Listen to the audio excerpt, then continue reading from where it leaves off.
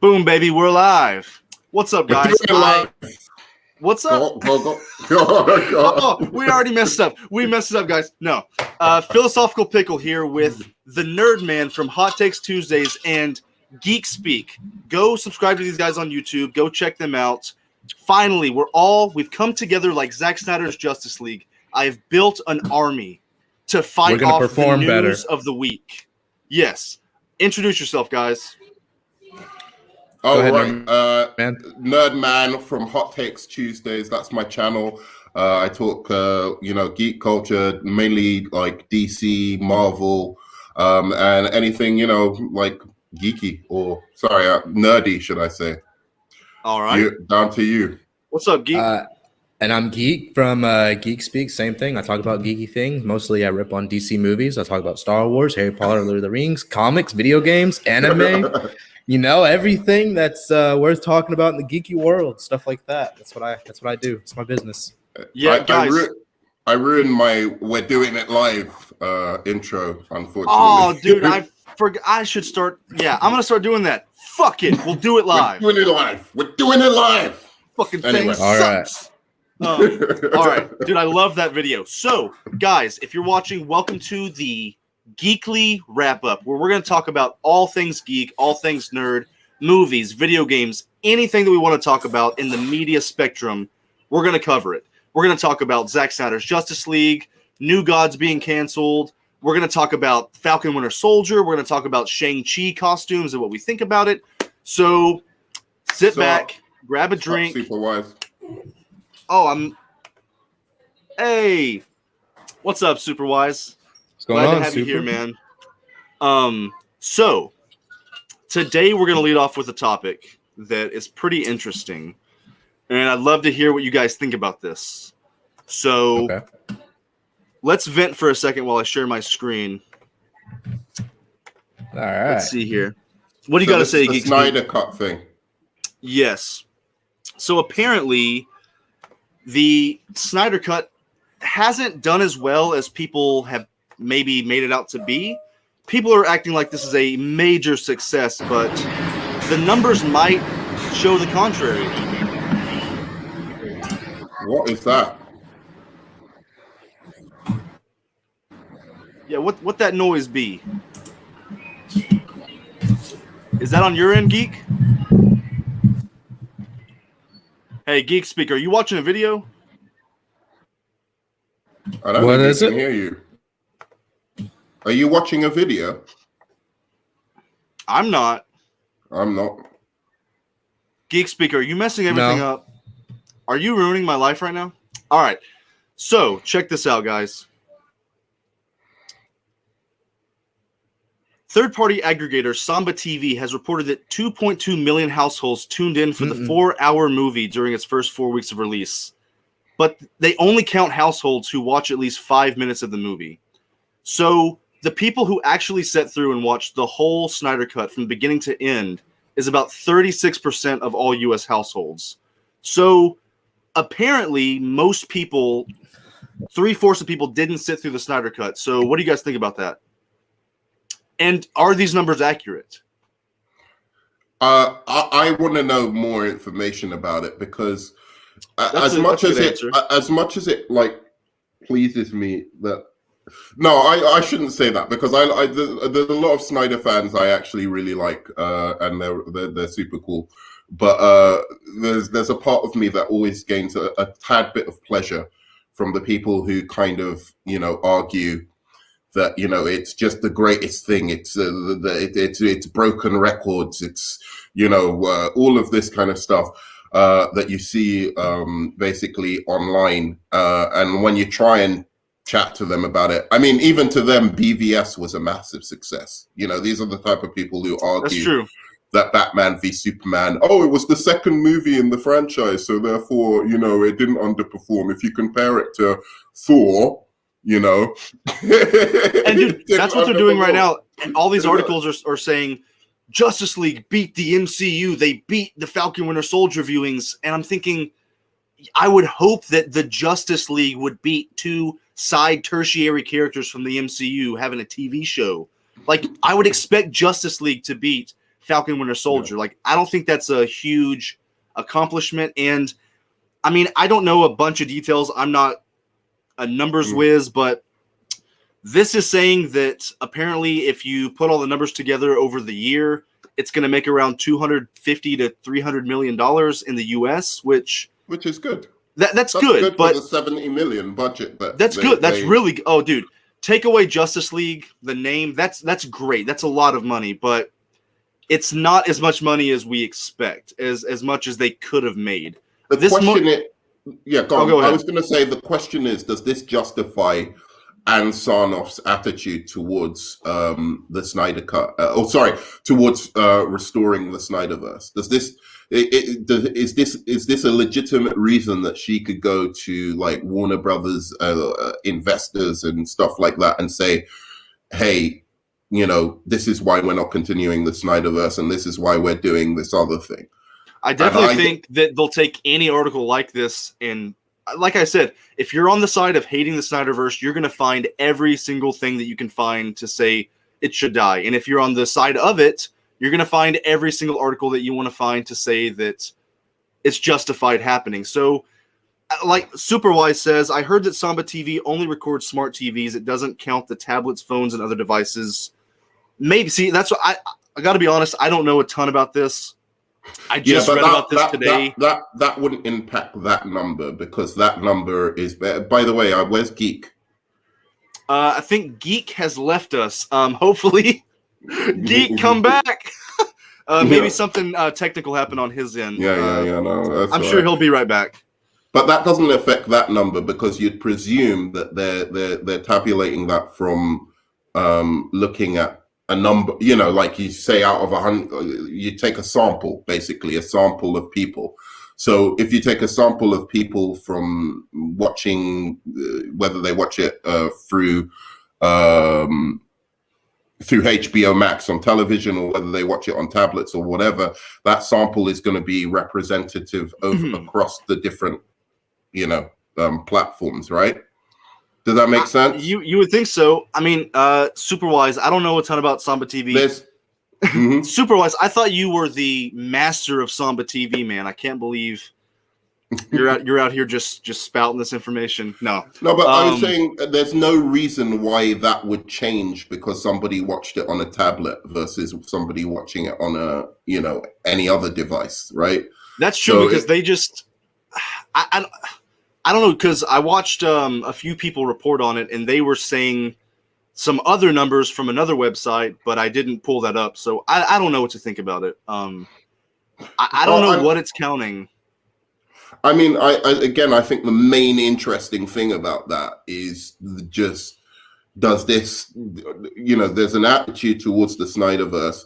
Obviously, I have my attitude, which is I think that with some caveats, not the Snyderverse should continue, but he should be allowed to do another Justice League movie, but not the Justice.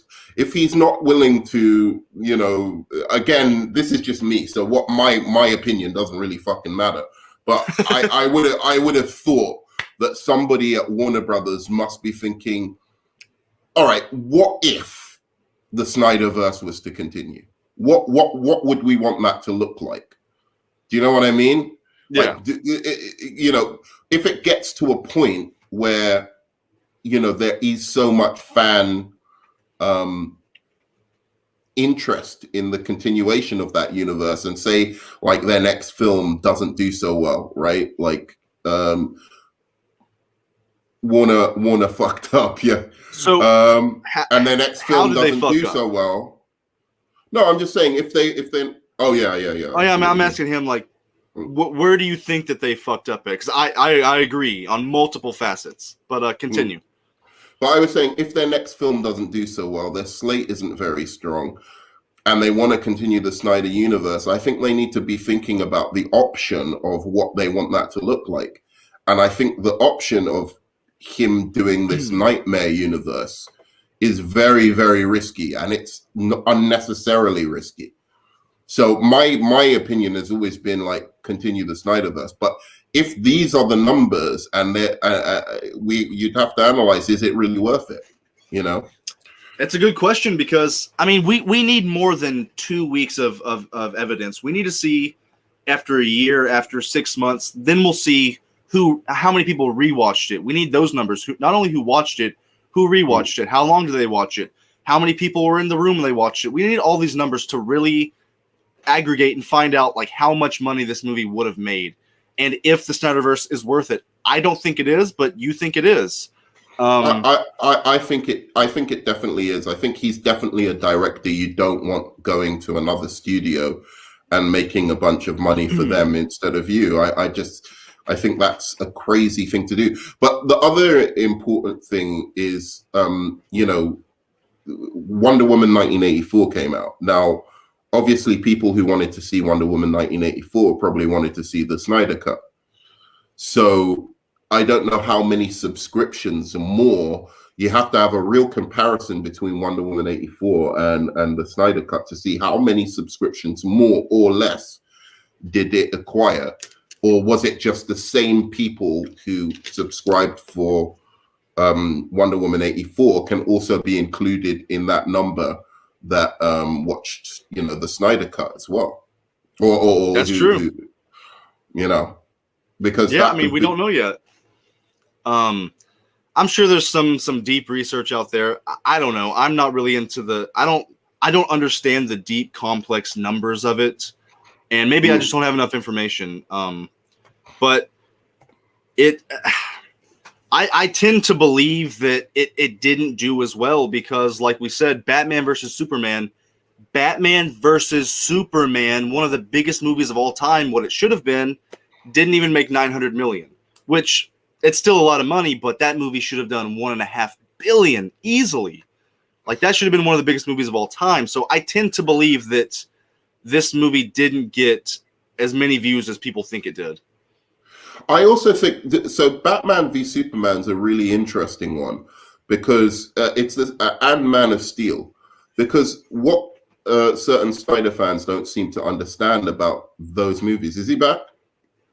Yeah, he said he texted me and said that his it was lagging and it just like kind of kicked him off. I think his internet's just kind of messed up right now.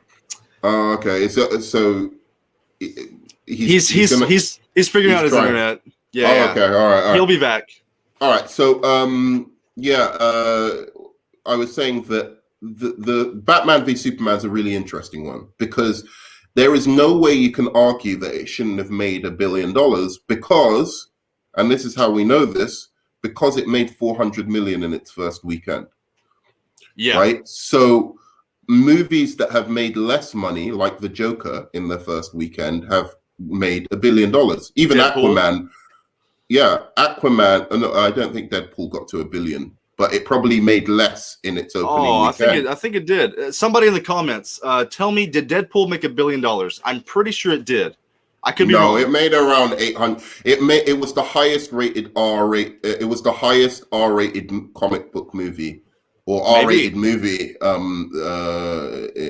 the time, but Joker's overtaken it.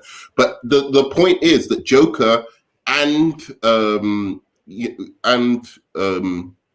Aquaman had less interest in their opening weekend, but when people got eyes on it, they were like, "Oh shit!" and they started recommending it, and through word of mouth, there was repeat viewings, which made it generate $1 billion.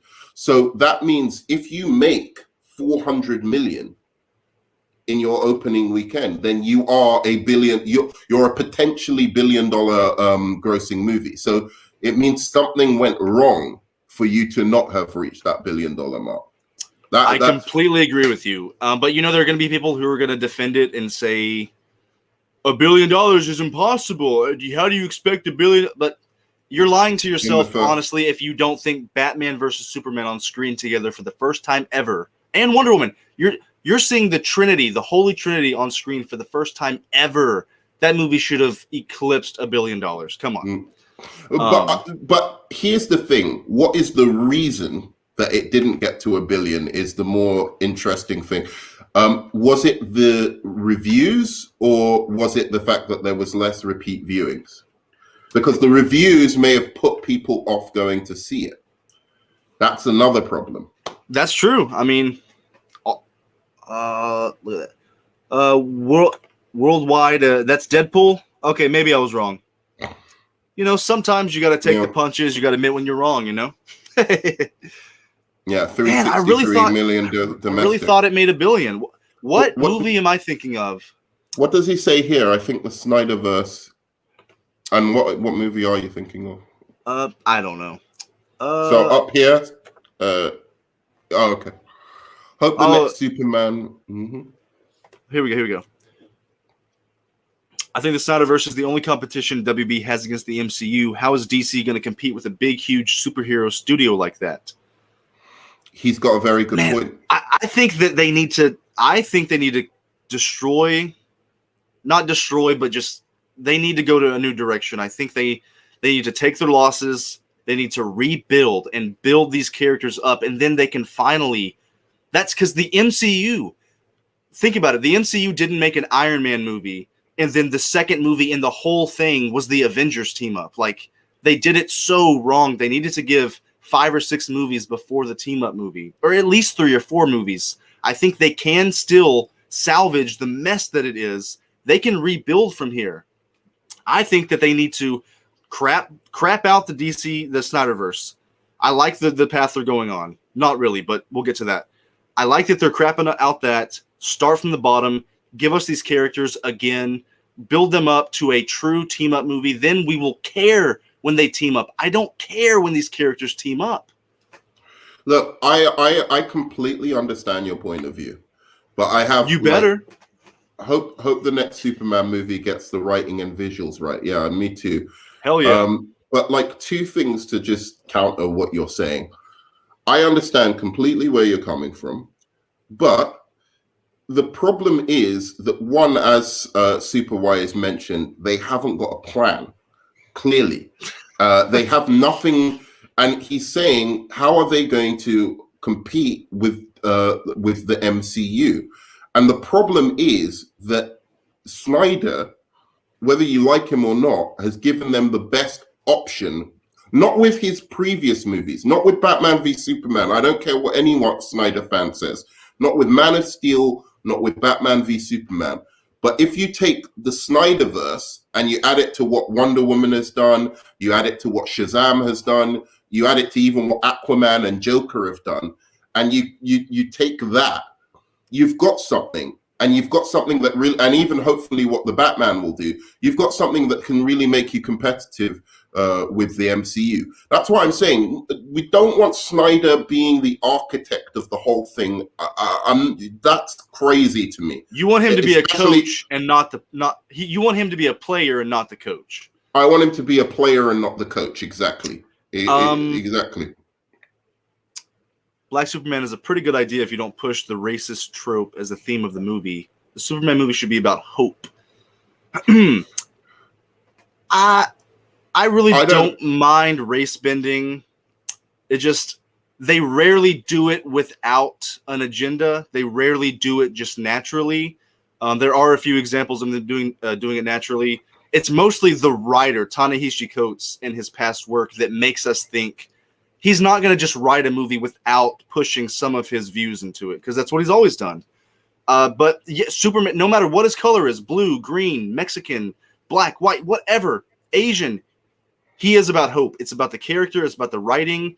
I mean, we got to hope for the best. I don't see why they had to change his color. I don't mind superhero movies dealing with any issues of the day. I think actually the DC has been quite good at that, of grounding their material in something that matters to human beings. You know, like Wonder Woman deals with the issue of war, right? Like, and it's like dealing with the horror of war, but it still manages to be a hopeful Wonder Woman movie. You know, the Shazam movie dealt with like the foster care system. The Joker dealt with mental illness. You know, really, that was fairly quite a politically, how would you say, like a politically provocative movie. The Joker, yeah, or provocative or poignant. So I don't think there's any problem with them dealing with political issues. but that can't be that has to be weaved into a story, right? Seamlessly. It can't be banged over your head. So there's a difference between what the Joker did and what Captain Marvel did, right? The Joker was about the character, the political implications or the social implications of the story were something that came out naturally from the story. It wasn't something that it was like banging your head over with. Whereas the feminist issues in Captain Marvel, or even like Wonder Woman 84 in a way, were just forced into something it didn't fit. So that's my real problem. And as for a black Superman, I just think, one, it's unnecessary because you've got Martian Manhunter. So if you were a real, person who's actually researched the DC universe, I don't see why you'd be interested in making a black Superman rather than doing a Martian Manhunter film.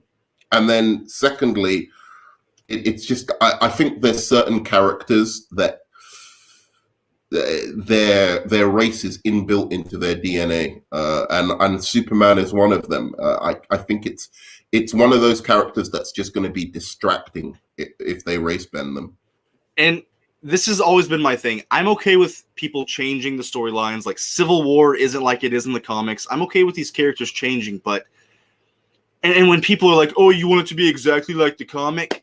You know what? Yeah, because I grew up reading these comic books. And these studios and these producers and directors, they're selling you. They are making you pay money to see something that you love. I don't want to see these movies because I saw a trailer for it. I want to see Iron Man and Cap and Superman and Batman on screen.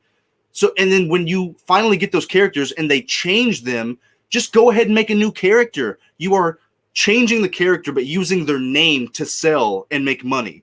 And I just, it's like, sell a message why? As well. Like, why would you take Tony Stark and make him blonde? It doesn't really matter, but why would you do that? I'm going onto the screen to give you money to see the character that I read.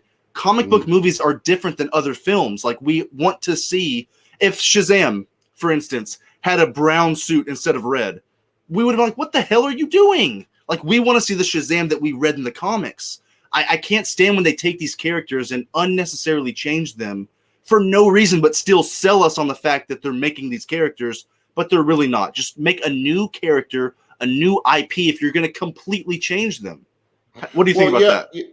I do, because my worry is, what is a black Superman story going to be? I mean, it can be the exact same thing, except for his skin is black. I mean... Well, that's what I would hope. I would hope that he can still land on a farm and live in Kansas. But is his parents going to be white as well, or are they going to be black?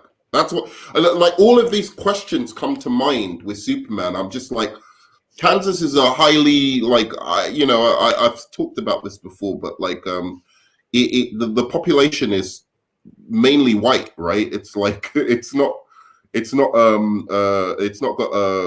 a I've never been there, but ethnic. Yeah.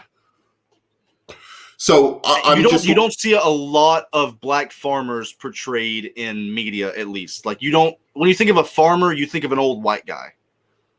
Yeah, and there's nothing wrong with changing the image of that. Yo, hey, Geek, we're deep in. We're deep talking about DC and the Snyderverse. I don't know if you've been watching. We've got my computer and internet just like went through a whole shit show, so I don't know what's been going on. Hey, welcome back, man. We've been talking for a good minute, so Nerdman, catch him up on what's been going on. Oh, I was going to say, we're talking about Ta-Nehisi Coates' Superman at the moment, okay. And what it might be, and whether we're okay with the idea of a black Superman. Or a Mexican Superman, or any race.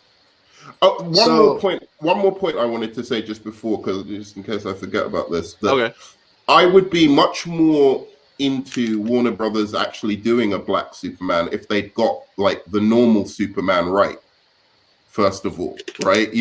I'd be confident. I'd be confident that they can do this.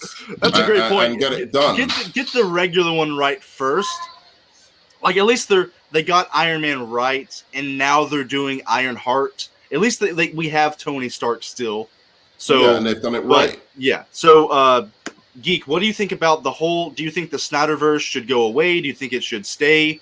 What do you think about Superman? Do you think that characters need to be race swapped in movies or in media? I have a video coming for this eventually. Okay. Based on the whole race swapping thing. So I don't care for race swapping as long as it makes sense. It's in context, but it seems nowadays people are only doing it to be appropriate. They're not doing it because it fits the story. They're doing it because it fits an agenda, and I don't like agendas. So do it like 30 years ago, whenever it would have. I mean, maybe 30 years ago, but do it whenever it's a good time. Right now, it's not a good time. They're obviously doing it for one reason only, and for that, I hate it. So with the whole black Superman thing, if they take a black guy and say, this is Clark Kent, Kal-El from Krypton, I'm going to say that's stupid. Why are you race? Why? This makes no sense. But if it's like, I don't know the other guys, but there's that robot guy who has like the Superman on his chest, or Robot Superman, Cyborg Superman. Yeah. So him or somebody. I think there was one more. Bizarro? And he's no, he's a black guy, but he was like a icon thing for Superman or something. Don't you think it's a bizarre thing to even do before even trying? Like, say if they'd done a Martian Manhunter movie like 5 or 10 years ago and it failed, or they'd done a Jon Stewart Green Lantern movie and that had failed, then I'd be like, oh, okay, well, I can see why you might want to have a black superhero and you're going to use Superman because that's an IP that can sell. But they haven't even tried to do like Martian Manhunter or who's. I think. Jon Stewart. Sorry, Geek. I don't want to assume things, but I believe your pop. Can you tell me your race? I don't want to. What are you, anything. Bro? Come on, Pickle, you know this. So a lot of people do assume that I'm black. I'm actually Mexican, white, and Indian. I'm not black at all. Sometimes people think I'm black. Some people think I'm Mexican. Okay. I'm Mexican. So yeah, that's hot. So I mean, in general, you can understand the whole kind of representation and what that means, to ethnic minorities, right? Like. Yeah, I'm not pleading for any like Mexican superheroes or any other. I don't care. I just want the story to be good. I want the story to be there. I want the characters to be right. I don't want them to be doing it to be appropriate. I want them to do it because they want to do it. Like, you know what I mean? You know what I'm trying to say? Well, yes and no. I agree with you to a certain point, but about the agenda stuff. But I'm always happy when anybody, white, black, gets the opportunities to do jobs that they usually wouldn't be able to do. You know what I mean? If they're good and they're given that opportunity. And I think superheroes are the biggest thing on the planet right now, really. So superheroes are like the biggest thing on the planet. They're the biggest IPs on the planet. And I just want, for me, the big thing, and this isn't about like black kids or something, going to a Black Panther movie and feeling like, oh, I feel represented and I feel, I can feel this character more because they're black. I don't think that's the case. The superheroes I've identified with most are like Flash or Superman or, that kind of thing. And it's nothing, I've seen black superheroes like Black Panther I didn't relate to at all. But what I do like the idea of is that like a young black kid or a young Mexican kid can go to a film and see themselves represented on screen and think, oh, I can actually do this. If I wanted to be an actor, I have the opportunity to do this. I don't want them to feel like, that's just a long shot. That's a wild dream, because everyone who's a star on the in the movies looks white, so obviously it's just not a place for me. That's my thing with representation. Why that's a nice sentiment. Yeah, I understand what you're saying. So the only thing I could add on is if people are okay with that, in 5 years, if somebody wants to make a Black Panther movie and they casted a white guy who was just born and raised in like Africa or something, is that okay? Are people going to be mad? And I have a feeling, that would be the case. So race swapping is okay, but it should be a double standard. It should be. I know what Nerdman's going to say on this one. What do you? Okay. You're gonna say his African roots are like intrinsic to his character. Yeah, exactly. It's so like you can't do but that. you could be white and born in Africa and that be intrinsic to your character as well. There are people who are white and stuff and born there. But it's written into the character about the like he's basically, if you read the Black Panther comics, it's all about how there's this one country in Africa where black people have flourished. Do you know what I mean? Obviously black people have flourished in Africa. I'm not saying in places, but there's a lot of poverty, obviously. So the whole idea of the Black Panther story was a kind of, I see your point, Geek Man. This kind of, I think Geek Man. I do agree that man. Geek, fuck out of here. He's talking to, if he's talking to me or he's talking to so what if they casted a white guy as Black Panther? So like he was born and raised in Wakanda, and the whole point of the story, or the main point of the story, was that it's mostly just the African and black people there, and so they don't see him as a true heir or anything because he's not there. That seems like, to me, that'd make for an interesting story. That could work, but what were you going to say? Oh, I would say I kind of agree that that's a bit of an extreme. I think Black Panther, I wouldn't care either way because I don't know. I don't care. I'm just hypothetically I would like him speaking. to stay black because that's how he was drawn. That's how he was written. I want him to stay the character that people love.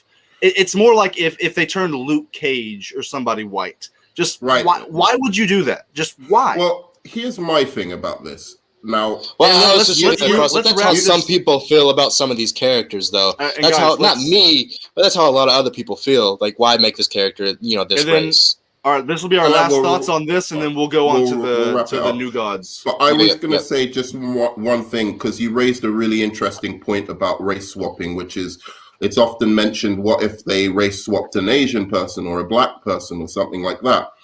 And I really hope at one point in history, we get to a point where there's so much equality, undeniable, just a non-racist society where everyone has equal opportunities and whatever, that you can actually race swap a black character with a white person if you've got an interesting story for it, because it just doesn't matter. I agree with you, and that's all I want is equality.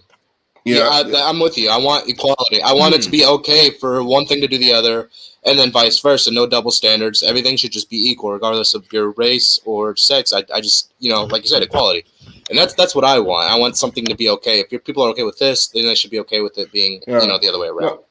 Okay. Would you want to finish it there, or I had one last point to that? I didn't even expect us to go here, but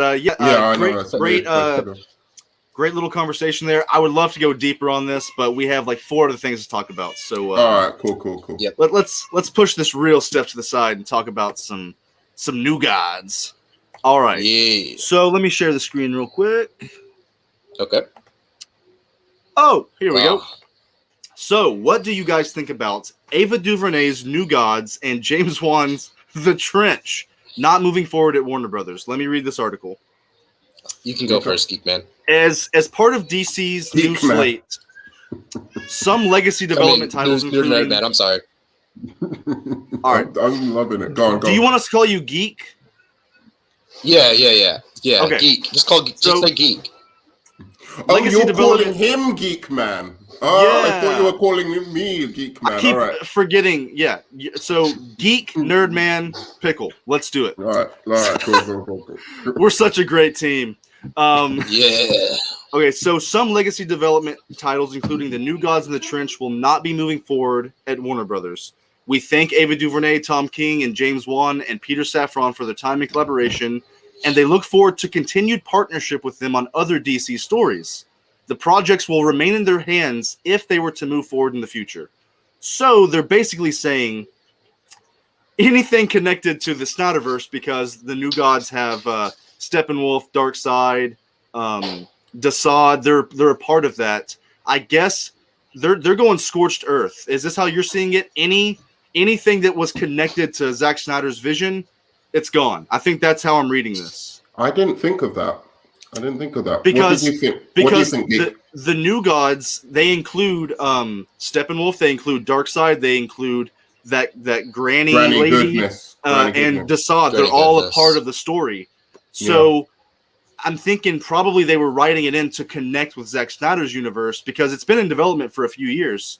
So I think now that they're going head into bye Snyderverse, anything connected to that is also leaving. What do you think, Geek? I mean, I'm glad. Do you want me to talk about New Gods or I'm the Trench?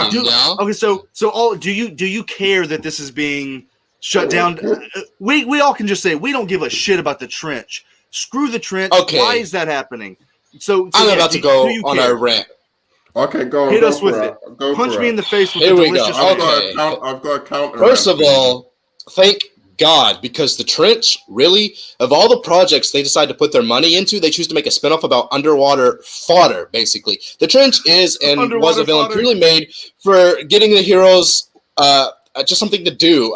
There's really no point to them. They are the Chitauri to the Avengers or the Parademons. Why would you make a solo movie about the Chitauri or the fucking Parademons? You don't need that. That's like no point. I'm so glad that they got canceled, and I feel like that just furthers my point that DC has no idea what in the hell they are doing. They have no idea what they're doing. They're just like, yep. Let whatever gets us money, but they don't know that these things are actually not going to get them money. I would have a better time watching paint dry than watching a spinoff about the Trench or the fucking New Gods. Like, really, why? You probably just triggered some New Gods fans. Okay. Go ahead, Nerdman. Nerdman, what do you think? Because I'm not a New Gods fan. I immensely enjoyed that rant. That's what I think. Look, that was delicious. Look. My thing with Ava DuVernay is like I just think she's a really exciting director, and obviously James Wan has made $1 billion. What is she directed? Maybe he knows a story or there's how they see us. I really don't know. No, I watched a mini series of hers called How They See Us, which is really good. And she's done this Wrinkle in Time. This is the one that got all the new Wrinkle in Time. Yeah, it got all the controversy because of what's her name said. No, but she's an amazing director. Trust me, Ava DuVernay is like that's directors have a bad film. But the good thing about A Wrinkle in Time is, despite it not being a great story, its directing and its visuals were actually pretty amazing. So I could imagine that with a new, her doing a New Gods kind of thing with that. But my thing is, why would you get Ava DuVernay to do fucking New Gods? You've got this great director, right? This is the thing about DC. I'm saying they've got directors that are good. Zack Snyder, Ava DuVernay, Patty Jenkins. They don't know how to use them and they don't know how to control them.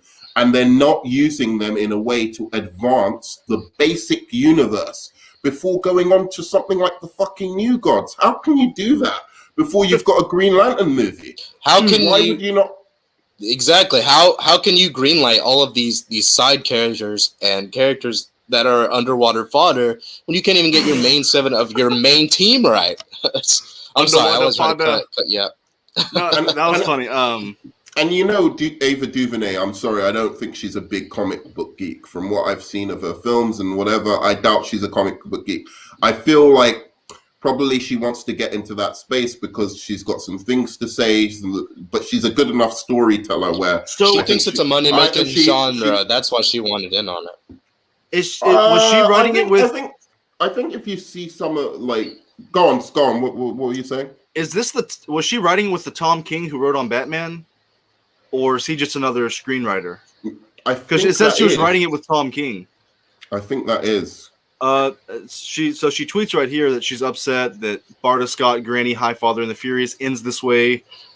Thank you for your friendship. And remember, #Darkseid is. I guess that's a thing. I don't know. Darkseid is. I don't know. I was just wondering if that was she mentioned Ray Fisher as well in that. But I just think Ava DuVernay would be perfect for a Superman movie. If she could get her head around doing a classical Superman movie as opposed to like a race swapping Superman movie, but or watching A Wrinkle in Time. I'm talking about. I could see her doing something like that. To be honest, that movie. There felt like that was a studio movie and she was just kind of a part of it. That movie was not good at all. And the visuals, it had a nice scope to it, but the actual visuals, I don't know, man. That movie did not work for me. I only watched half of it. Well, I don't know how they green like this, but they don't green light. I don't know if she Lantern. I don't know if she wrote that movie. And I agree with you, Geek. Like Nerdman, you said, why are we doing these kind of movies before Green Lantern, Martian Manhunter, Green Arrow? How was there a Suicide Squad sequel before there's a Green Lantern movie? That's true. How are we getting two of these shits before we get Green Lantern? All right, continue, Nerdman. No, I was going to say that Superman was one idea, but like also I think some like even Vixen, right? A character like Vixen, a small scale, movie that. Obviously Marvel has done like their Black Panther movie, right? We know that there's a market for that kind of thing. Why not DC, task Ava DuVernay to do a project like, Vixen, which will, because believe it or not, Marvel copies DC when DC does something good. After Wonder Woman, they came out with Black Panther, right? In the comics or in the movies? In the movies. In the MCU, when DC do something good, Marvel ape it. Like it's only happened once. No, I don't think DC does anything good. I don't think DC's done anything good since the Joker came out. Todd Phillips' Joker. I think that's the last good thing that they did. So Nerdman, wait a second. What the DCEU only has like one movie after the Joker, and hey, or two movies after the. And one thing that you said earlier, Nerdman, I don't think Joker and the Batman, they're not even part of the DCEU. They're not even in the same universe. They have two different universes. So then with the DC characters, they've only got movies. One good movie. Yeah, DC movies. I'm sorry, not DC. So Nerdman thinks movies. So Nerdman, continue what you were saying. How many, give us some examples of when they copied them. Well, Wonder Woman, Captain Marvel, Wonder Woman, Black Panther. And also, I'm not just talking about the movies, but I'm also talking about they did the campaigning strategy of Wonder Woman times 1,000 with Captain Marvel as well, right? So they used that strategy of marketing of like DC was doing it a little bit on the down low with Wonder Woman, like, oh yeah, this is a big thing for women. This is the first female superhero. This is, you will have all women, showings at the cinema, that kind of stuff. And then MCU took that up, dialed it up to, 100, with Captain Marvel and with Black Panther in their marketing campaign, targeting, this is the first black superhero, first one. And it's like, no, it isn't. There's been Blade before. There's been other things before. It's not in the same vein as Wonder Woman, right? Wonder Woman wasn't the first one. Do we forget about Catwoman? There hasn't been a successful. We do forget about Catwoman. Yeah, the Blade was actually successful. But the point I'm trying to make is that's not a bad idea. If you see something works in another company, fucking copy it, right? So why not get Ava DuVernay to do something like Vixen? That would make much more sense. If you watch what she's done, They See Us and all of that kind of stuff, that would naturally fit her sensibilities and allow her to discuss the things that she likes to discuss. What do you think about Ava coming DuVernay across as unnatural? What do you think about her on a Cyborg movie? Or a Cyborg movie. Great. What do you think, Geek? What's on your mind? Two things. Okay. So, first, a Vixen movie. Think about how many comic book fans out there actually know who that is and actually are a fan of her. How many knew Black Panther? How many knew Black Panther? But a lot of people had to have known Black Panther. Black Panther's way more popular than Vixen, I think. People will know Black Panther. There's way more of a fan base for Black Panther than there is Vixen. Vixen didn't even have her own comic book for a while there, I don't think. I don't think she had one until I'm not a big DC comic book fan, but I don't think she had any until like the New 52, and then she's got her own line. Maybe I'm not 100% sure. Even now, so I don't think she does that's something to think about. She's a cool character. I'm not saying she doesn't deserve a movie, but that would be way down the line. The second thing would be, again, they have to get their original team together and get them assembled first. I mean, think about the Justice League animated series that came out when we were younger. How they had those characters, they had their own series for a little bit, and then they went into Justice League Unlimited, and then they started breaking into they did other it character stories and stuff like that. They did it badly in the Justice League series as well. They should have had Flash and Wonder Woman cartoons as well, but they only had Superman and Batman. So But what you're saying is right. I'm not saying that Vixen. I'm saying that Vixen, they could do a good marketing campaign with that character, with Ava DuVernay behind it. They could do a similar marketing campaign to Black Panther, and I think that would work for DC. I'm not saying they can bring in a lot of fans too. They just need to get the story right. They need to get their characters right. I'm not, and don't get me wrong. I'm not saying that they should be doing that before Green Lantern or whatever. But it makes more sense than fucking New Gods. So you know what I mean? It makes more sense than like a Toy Man movie. Like that just seems where they're going. It is very like. Why were they doing New Gods? Forget Ava DuVernay for a second. Anybody, why were they doing New Gods as their like 7th movie? It's very that every decision they make, you can point at every decision. You just question it. Like they don't Kevin Susahara or whatever. And Walter Hamada. They are throwing darts at a board and they're blindfolded. They don't know what is happening. They're not even trying. They're just now the New Gods. I guess you could say it would be like the Guardians of the Galaxy. Nobody thought Guardians. Like why was Guardians? Why did they do that? But that was like Marvel's 12th movie. Like they built themselves up before in the universe they did already. And go ahead, Nerdman. Oh no, I was gonna say with DC, you're stuck between a rock and a hard place. You've got one guy in Snyder who wants to continue a universe within which has like this fan base, this rabid fan base, in which they want to kill off half the characters that they've just built up in the second movie, and then you've got on the other side, Walter Hamada, who essentially is just putting out random movies like Zatanna and Blue Beetle before you even go for like the big names, which you have. DC has them. Marvel didn't have them, and you've got the big names right there to work with, like Martian Manhunter, Green Lantern. All of these guys have a bigger fan base than Zatanna or Blue Beetle, and they move towards event movies like Justice League. What do you think, Geek?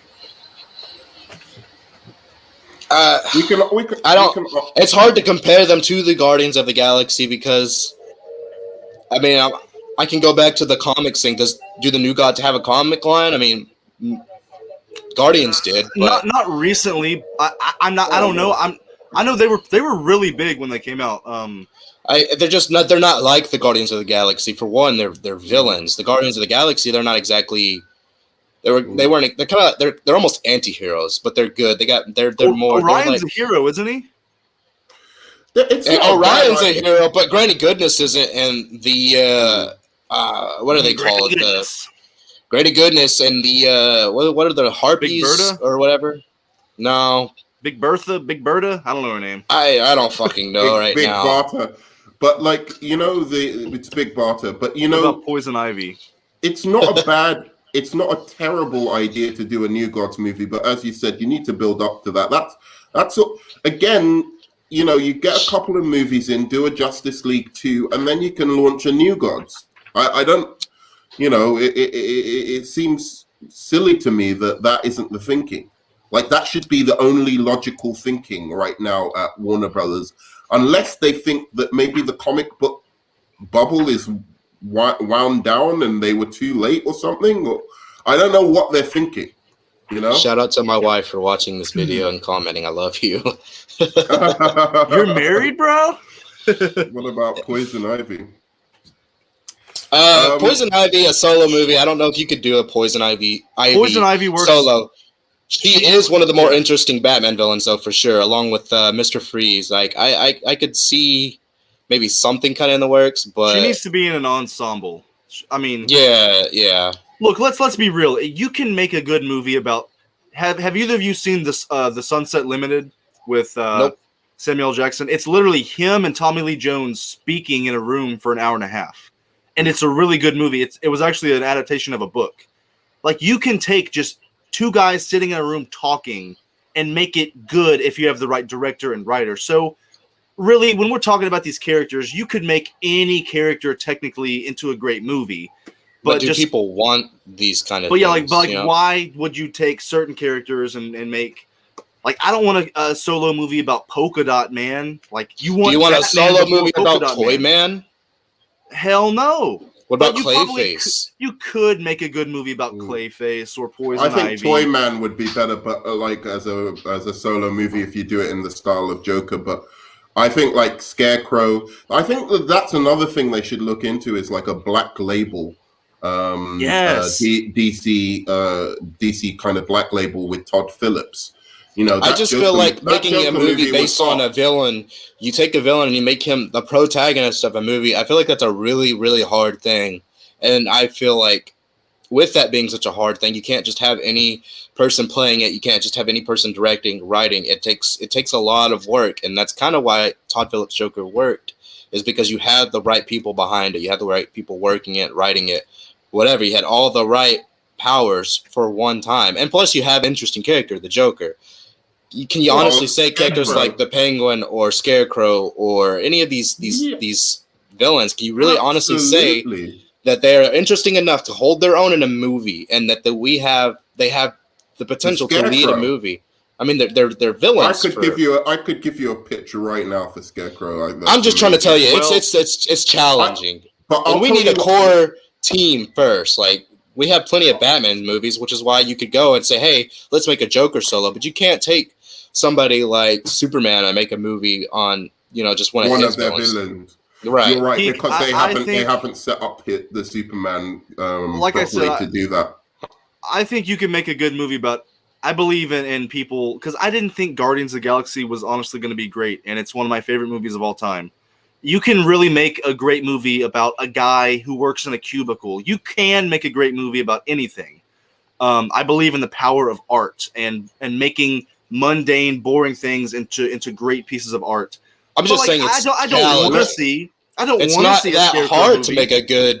It's not that challenging to make a good Avengers movie. You had all the right characters with all the right dynamic, all the right story, all the right colors and everything. Like, you had all the right things. It couldn't have been hard to make that movie. I'm not trying to down Joss Whedon or Marvel or anything, but you can't just take any character and then make a movie out of them. It's going to be challenging. That's all I'm trying to get across. It's hard. I don't know how hard it is. I think the secret of Joker was to actually take, and the secret of a lot of good comic book movies is really to take from movies, from other genre movies like Heat, or in the Joker's case, it was the King of Comedy, and like the kind of Scorsese vibe. Taxi Driver. Use that as a kind of as a template to explore a character that fits that particular genre. So, for instance, I could see like a Scarecrow movie really kind of taking from the horror genre, right? And looking at movies like Carrie and stuff like that, where you see how Scarecrow was a teenager and how he grew up and how he came up with his, fear toxin or whatever. He does it as a revenge plot for his school. I don't know. Some weird thing like, I don't know if you guys have seen Carrie before. Yeah. Right? Yeah. But anyway, that was just me spitballing off the top of my head. But I was going to ask you guys, what would be your remedy right now, your plan, like in a brief synopsis of your plan of how DC can get on track? Literally, I know that you can't do this in a business sense. Like, this is unrealistic, but I would give it a couple years of no movies. Give us 2 or 3 years. You Marvel fanboy. No. Secretly inside, I think Marvel needs to get out of the way. Marvel needs to slow down as well. Marvel has 10 properties between TV and movies coming out this year. That's way too damn much. But I think they need to do a hard reset. Give us a couple years. Quantity does not mean quality. Give us a couple years. That's certainly 3 years. With the MCU. And then give us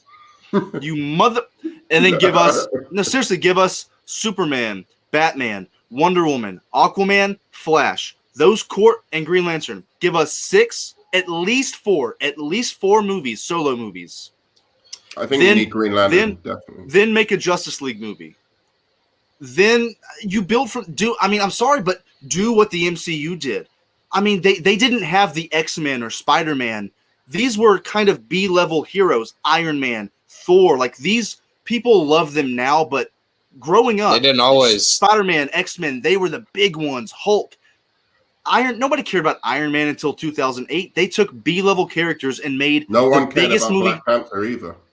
They made a franchise off of a B-list. And dude, they made the biggest movie franchise of all time. And I'm not saying that DC has to be Marvel, because if you look at they were able to buy their characters, they're completely different. Do you think there's a problem with DC's tone? The tone of the movies? Yes, because I'd say no. I don't like their tone. I don't like where they were with any of their stuff. It's the other T word, because the Joker's tone was the darkest, maybe the darkest comic book movie we've ever seen, and it was fantastic. So tone doesn't matter to me. It's how you use that tone. It's how you direct it, how you write it. I think it's the Joker. It should be dark. Yeah, Superman shouldn't be so dark. Superman is meant to inspire hope. Like, it's a bird, it's a plane, but it's not. It's Superman. You see him flying, and people are happy because he's coming to the rescue.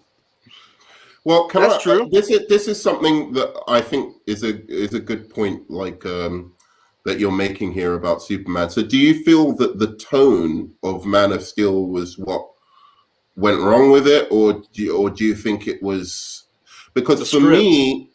I think it was the script, as philosophical people say. I think it was a combination of both. Definitely the script, definitely the tone. I think it was a little bit of both. There was definitely some really great scenes in there. I love the action. I think it was groundbreaking. And even when I first saw it, I said, this is better than any action scene I had seen in Marvel, since. Like, when Superman would go to punch somebody, you'd see the force of it like ripple, and I thought that was awesome. That showed Superman's like full power, and we'd never seen that before. So there are certain elements and parts of the movie that I definitely liked. I think there was just some. I'll stick with tone and maybe some of the writing, dialogue. Let me piggyback off of you real quick before you go, Nerd Man. I would say that yes, I'm okay with a dark, dour Superman movie where he's alone in the world. He kind of doesn't. He's a traveler. I'm not okay with his dad telling him to maybe let people die. That's the kind of shit that made the movie not great. I'm okay with a dark tone, but make the whole point of the movie that Superman rises above the darkness of the world. I'm okay with the down to earth handheld shots and how it looked and the tone of it. I'm okay with him breaking Zod's neck, but make him learn from it. Make him become more. That's the reason. That's what I'm not okay with. That's what I'm not okay with. I'll do. We could debate that at some point. I think that was great. I was gonna kind of swerve slightly off that. Okay.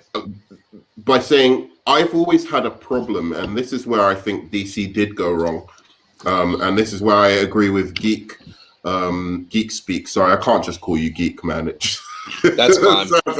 sounds like I'm being like mean or something. But this is where I agree with GeekSpeak. I think the philosophy that they went into the DC universe with, of it being dark, was a silly one.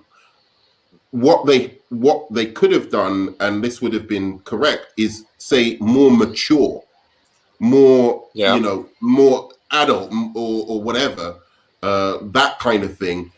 But to go in trying to make a dark Superman, you're already failing, because that goes so against the nature of the character. If you want to make a mature Superman where it's operatic, where it's mythic more than it is, kind of, oh, hey, like a kind of funny cartoonish Superman in a movie, I think that's perfectly fine.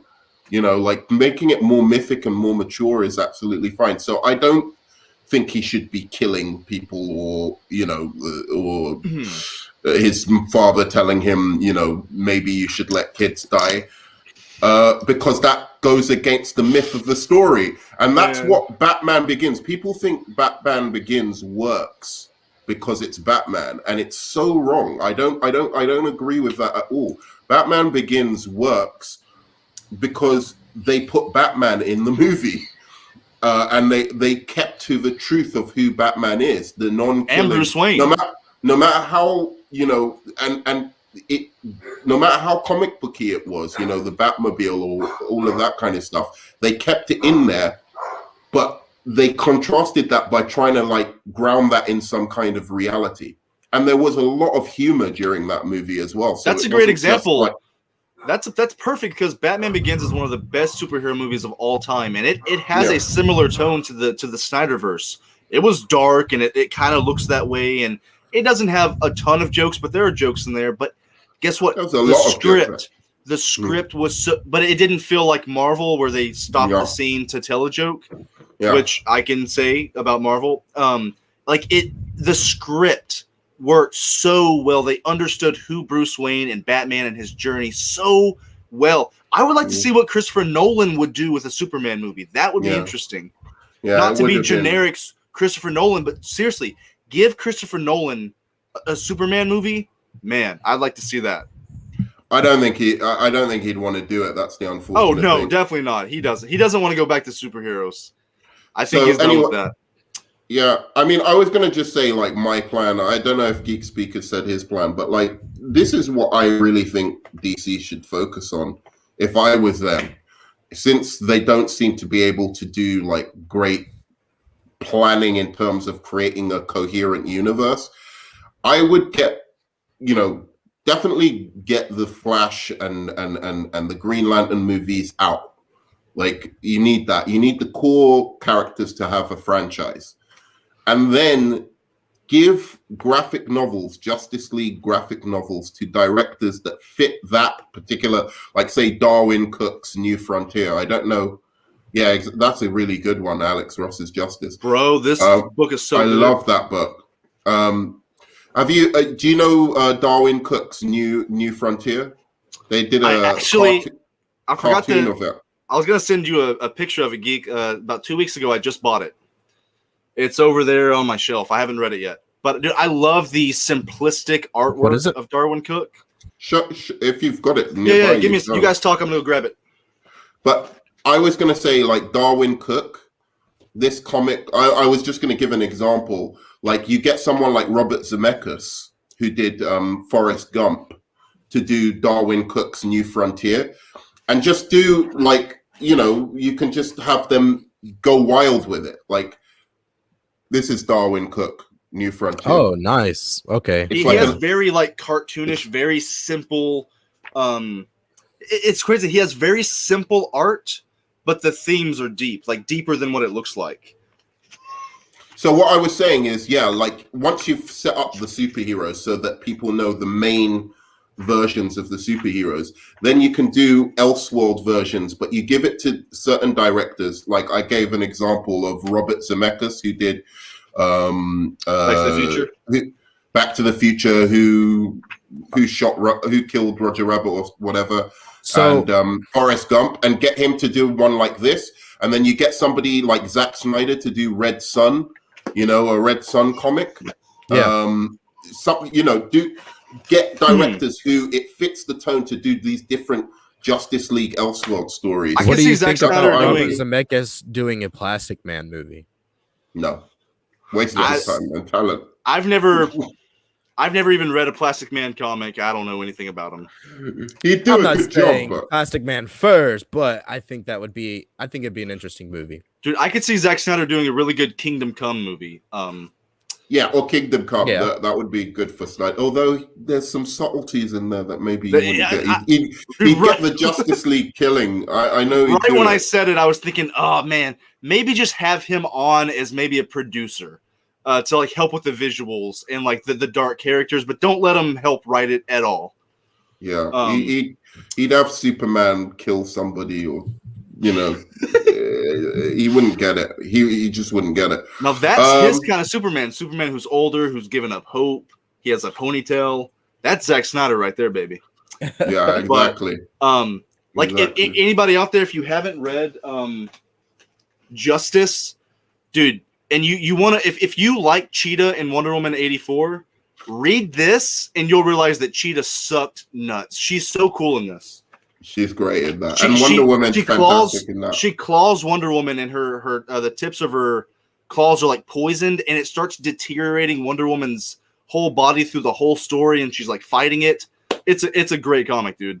It's a great story. Even though Aquaman just gets tested on by Brainiac for most of it, and I'm like, okay, whatever. They're screwing my boy over.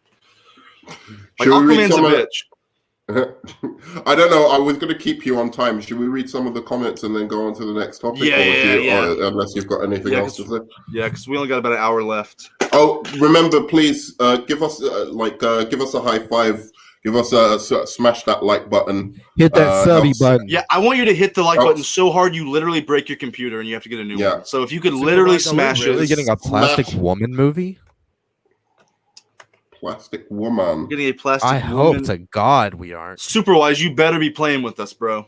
Yeah, I know they have that. They have that in development. They do have that in development. Plastic. I think I remember hearing about that. Yes, Plastic Man, but they're just making it a woman because it's 2021.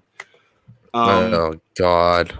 Look, that's the thing I'll say. Let's end it here and see what you guys think about this, and then we'll go on to the next things. I agree that diversity is important. It's important for people to look on the screen and say, I can do that. I can be that inspiration. And then I like that they're bringing in more talent, different races, different genders, more women, but it is so obvious. Marvel in particular, it's so obvious because the first 10 years were all white men.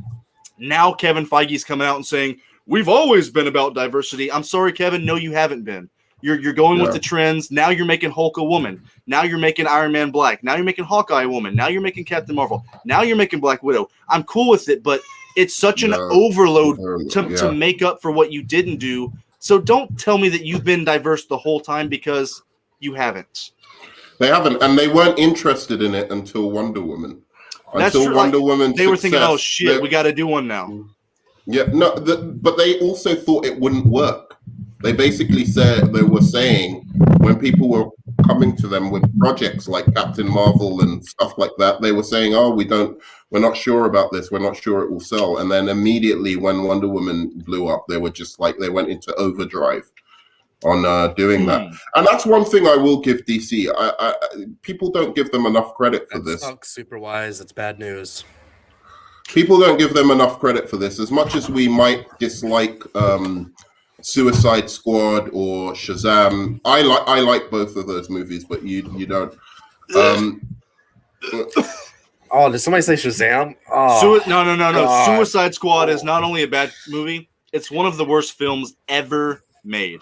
Okay, granted, I'll allow you that. Maybe it's just my taste or something. Hey, it's okay. But too many more times that you like Shazam, I'll probably snort some whiskey. Good. I like Shazam. I like Shazam. I like Shazam. I like Shazam. You're gonna kill him. Reagan, turn the camera off if you're watching. I'll be right back. But anyway, I think he's really going to drink some whiskey. He's going to snort whiskey. He's going to drink some whiskey. He's snorting it. He's not gonna drink it. He's gonna snort it. So what are your final thoughts on this whole?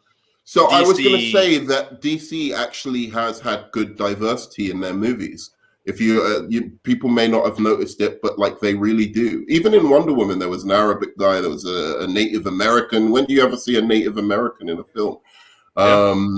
In Shazam, you had a quite diverse cast. Same with Suicide Squad. So I think that's one thing DC do, but they don't ram it down our throats. They weren't like, oh, Shazam, the great, look at this. We've got a black kid. We've got an Asian kid. They just do it naturally without doing that. And I do. That's one of the things I actually appreciate about maybe. DC. But you know what I don't like about DC is the fact that El Diablo kills his whole family with fire, but he's holding his wife in his hands and she doesn't have a mark on her. Oh, you gotta love it. You gotta love Suicide Squad. I just want to say I like Shazam. I really like Shazam. He really likes it. All right, so we can talk about this for a few minutes. So I think we talked about DC a good amount here. So what did you guys think about the what I think whiskey? He's actually he's so impaired that he's falling over. He's gonna snort the whiskey. He's spilling it. Oh my gosh. Oh, I see why. Okay. Okay. This is a first on my channel. Super wise. Nice. Let's see. Boom. Let's share this real quick. Oh. Okay. So what do you guys think about? I like Birds of Prey. Oh, dude, he'll eat the glass what the bottle's made out of if you say that. So, what did you guys think about the green band, the not violent trailer of the Suicide Squad that they just released, which was kind of weird. I've never seen a movie that I can remember release a trailer and then release another trailer 2 days later that's like completely different. It's weird, isn't it? Did they just have this one on deck in case the first one got a bad rap? I think that's exactly what they did. They had the second one and thought, okay, if this doesn't get a great reaction, let's release this one. Because this one was better, I think. This one was a lot better. Sorry, I did listen to what you just said. It's just that it was like super wise. It's like, wow, this is an edgy stream. Say you like Batman and Robin, and I bet GeekSpeak will jump out of the window. I love Batman and Robin. I love it. That's a good movie, bro. Mr. Freeze, you love Arnold Schwarzenegger, Mr. Freeze. Please tell me you're joking. That's a good movie, bro. I would snort some alcohol. I would do some crazy shit, but I don't drink. GeekSpeak knows this. I don't partake in alcohol. I probably won't do that again. Okay, good. Anyway, so now that you're like? What was that like, by the way? How did that feel? Took it burned like bad. My eyes started watering. My nose. So you took it straight to the head. Yes. No, now right now, while you can't see, you can't breathe. What do you think about the second Suicide Squad trailer? It's Boo Boo Radley. Boo Radley. Yeah. It's Boo. Yeah. You're speaking of a better story. Oh God, it's not Boo Boo Radley. It's. You can't put out a trailer. Boo Radley is from To Kill a Mockingbird. So it was better than the first trailer, but you don't get to put out a shit trailer and then put that out and then expect me to change my opinion. You've already established your movie is shit. Nothing is going to change his opinion. Just like in my second video that I had posted, I have no faith in this universe. I have no faith in this movie. There's no point to it. It makes no sense. It's a reboot and a sequel. Just because it's James Gunn doesn't mean it's going to be good. Fucking stop making movies. Stop. Just stop. Please. DCEU, stop making movies. I was going on a big rant at work, and this pilot stopped, and he just kind of like listened, and then this guy was talking to me about it, and then I looked at the pilot for an opinion, and he said, "Oh, I have no idea what you're talking about. This is just interesting." So I was like, "Yeah, they should stop making movies." And he's like, "All movies ever?" And I said, "No, just DC movies." I just snorted a bit of my smoking thing here, there. It's kind of like just because of what you said. It's kind of like the Snyder version of this YouTube. Is this the Zack Snyder corner of the YouTube? It's the edge. No, we need to turn the color palette. Look, we need to turn the lights way down, and we all need to murder some. So, all right, look. This trailer was like it was like taking a shit on somebody's car, and then you come back the next day and put some sprinkles on it and say, "I'm sorry, here you go." Like you already showed us the first trailer, and the new trailer was more of a generic trailer, and it was like less of James Gunn's sensibilities, and it looked better, like without the cringy, crazy jokes. So honestly, I think it doesn't make exactly like Birds of Prey. I think it looks all the amount of stupid and bad lines and bad acting as Birds of Prey. I think Birds of Prey is a movie that never should have been made. Birds of Prey is one of the worst movies in all of existence. I'd rather watch that Tommy Wiseau movie. Why? The Room. Well, that movie's hilarious. The Room is hilarious. Birds of Prey sucks. And wait. So let's cool our fucking whatever's right now. Cool our engines, okay? Birds of Prey fucking sucks, and you're right. That first trailer did look like fucking Birds of Prey, and I went in on that trailer. I was just like, this. I remember just saying after about like 30 seconds of the first trailer, it was an impromptu on my stream, completely impromptu. I was like, I fucking hate this, right? And yeah, it was jokes with no setup. It's like, just because you mention a dick, they think it's a funny bag joke. Of dicks. Right, a bag of dicks. Which is a 10-year-old joke from Louis C.K. Yeah, it's just like, dude, like, come on, man. We're adults here, you know? It's like, if you're going to do a fucking... And I don't know why they don't just if they want to do something like that, get these really, really good comedy writers, like the comedy writers of Superbad or something like that, and get like a proper funny film. But anyway, you know, this movie, as GeekSpeak said, I don't know what tone it is now. I don't know if it was the first tone. I liked the second one. I liked the second trailer. It didn't look like the best movie ever, but it looked like a movie like, oh, I'll give it a go. I don't think it looked bad at all. I think it actually looked okay. Yeah. The jokes landed.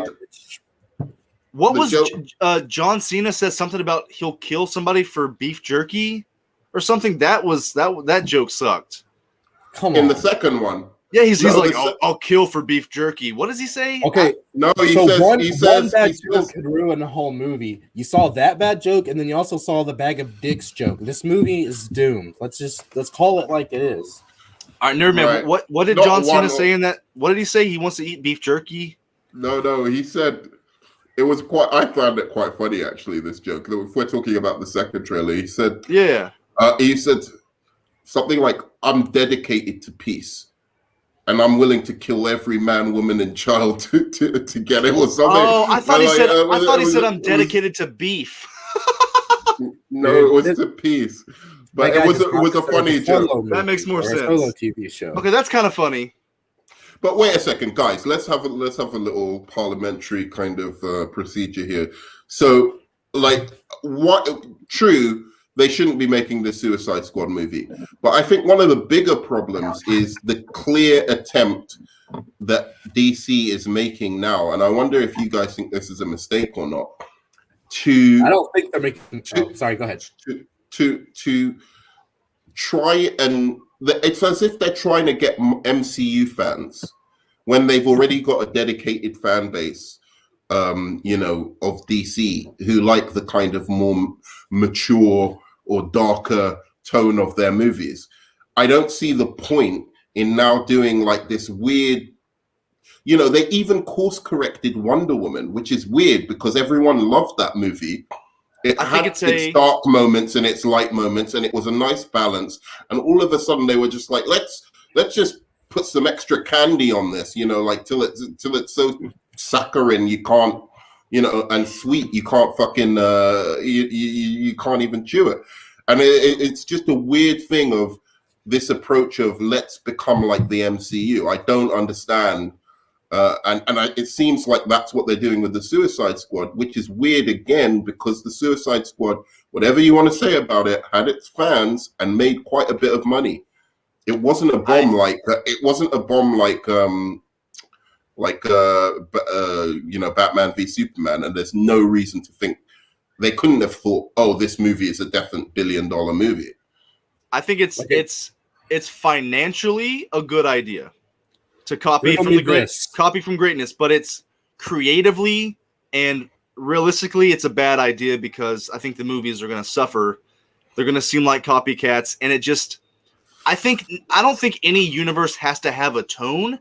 You can have this movie, you can have Shazam and Joker. Like I told you earlier, Nerdman, you can have Joker and Shazam in the same movie with different tones, different themes. So it does seem like they're copying Marvel, but I do think they will make more money because of it. If that's a good or bad thing, I don't know. Don't give them ideas, philosophical pickle. Oh, listen to that Shazam and Joker. DCEU That's team up movie. And Harley Quinn broke the fourth wall for no reason. Yeah, DP Deadpool. It makes sense because that's the character. Why Harley? Exactly. Kill off Harley Quinn's character. She needs to go. Oh yeah, you were telling me this on the phone. Tell me, Geek, what do you think about Harley Quinn? So people thought she was a very great comic book accurate accurate character. They believed in Margot Robbie as Harley Quinn, and so because she was so popular, that's why they made this movie. That's why they made Birds of Prey, and that's why they're making Suicide Squad 2. They need to let her die, kill her off, stop making movies with Harley Quinn in them because you think people love Harley Quinn. Nobody loves Harley Quinn. She needs to go away. They need to stop with the DC movies. We need to get a Green Lantern movie or TV show before we get a fucking Peacemaker TV show.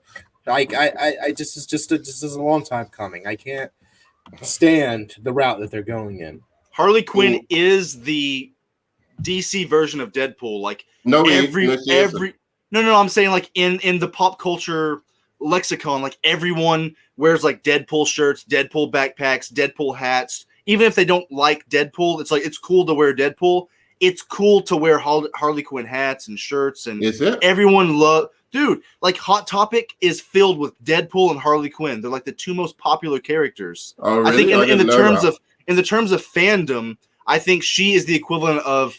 She's kind of funny, yeah, but she's way too much, and people love her way too much.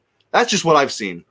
Well, to me, I don't have a problem with Harley Quinn, other than the character to me never made sense. I don't know why she's so good at martial arts and kicking ass. I don't mind her. I thought Birds of Prey was going to explain that to me. Why she's so good at all of this stuff by just falling into a vat of acid. But it's just in 26 minutes ago, Robert Pattinson's Batman film is going to take place on Earth 2. Wait, what? Yeah, we know that. Yeah, you didn't know that? I did not. I just saw it. It's considered an alternative Earth to the main setting. I haven't seen that. I haven't seen that be confirmed yet. That was officially announced. Yeah, that's officially announced. I just saw it. IGN posted it like 26 minutes ago. Well, I like it. Get it as far away from the Snyderverse as you can. All right, continue, Nerd Man. I think that movie's going to be. I think that movie's going to kick ass anyway. But like, I hope. What I was saying about Harley Quinn is I don't mind her as a kind of character that they're exploring. I do think a lot of it is to do with Batman fanboyism. They think that anything to do with Batman is going to make money, or anything to do with the Joker is going to make money. So they keep kind of like forcing this female Joker down our throats. But the problem is that they've now tried to like make her, like the Joker isn't like strictly speaking a funny character. He thinks he's funny, but he's really dark and twisted.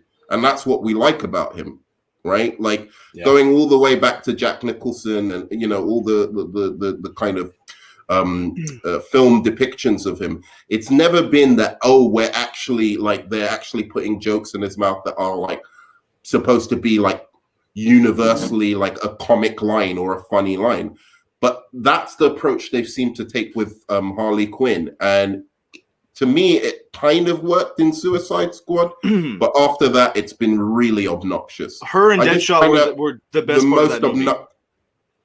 Yes, the first one. But I found it really obnoxious when they've tried to play it like she's an actual comedic character, as opposed to somebody who thinks that they're funny, but actually they're twisted and demented. She's a team. She's definitely a team player, I think. Yeah, she works better in a team. She's kind of like a like I want a Harley Quinn movie as much as I want a Plastic Man movie. He seems like he would be better bouncing off other personalities like Batman.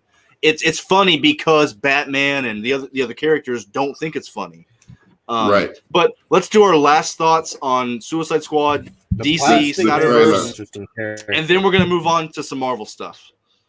With the trailer, I thought it was good. I hope it's more in that tone, but I doubt it. I think it's more in the first tone. Knowing James Gunn, I get the feeling it will be more in that first tone. I agree. Geek? Any last rant thoughts on DC? Do you have any last thoughts on DC? Any last piece? Let it die. So you like Kylo DC's Ren, right? Dead. Bury it. Do you bleed? God. The dialogue in DC, man. The DC is bleeding, and they need to go ahead and bleed out. Dude, we need to have a debate on the Snyder Cut since you guys are so against it because I'm getting vibes. But anyway, do you want to go on to the MCU thing? Yes, I'm definitely. We got to set up a lot of debates in the future because we all have some different opinions. But yes, let's move on to Nerdman. I know you care less about the MCU, but you're here and you're gonna give your opinion. So whether you like it or not. Okay. So I'm a big episode 2. Well, Anthony, we're gonna talk about all Shang 3 Chi episodes. first. Oh, Shang-Chi. We're just gonna do Shang-Chi real quick because I'm a big. Okay. I love costume design in movies. I look at the little details. I've made top 10 lists about costumes. I love the visual designs. Sure. And so, okay, check this out. This is what Shang-Chi. This was the art that they released a couple months ago, showing what his costume is going to look like. And I think that's a pretty badass costume. You have some black, you have some red, you have some gold. I like the pattern in it. Do you guys think that's a pretty decent looking costume? No. Yeah, it's not bad. I'd say do away with the black, but I mean, other than that, I like it. Okay. Yeah, it could be 2 tones of red or something. I don't know. You know this. I'm tired of all the black on all the Marvel characters. Yes. We talked about this the other day. You don't think this looks good, Nerdman? Only thing they can do. The waist, it looks unnatural, the waist, but it's a drawing. So what's the new one? What's the new one looking like? Let me get it here. So they now I will say they leaked the Marvel Legends, which are the action figures. And being a Marvel Legends collector, they don't always represent exactly what they look like on screen. And I will say this could be just some costumes that this might not be their final costumes, but look how boring this costume is. I like that better than the first one. You do. What? He's literally just wearing a long sleeve shirt with black pants. Generic. They took all the gold away from it. He has no things on it. His wrists look naked.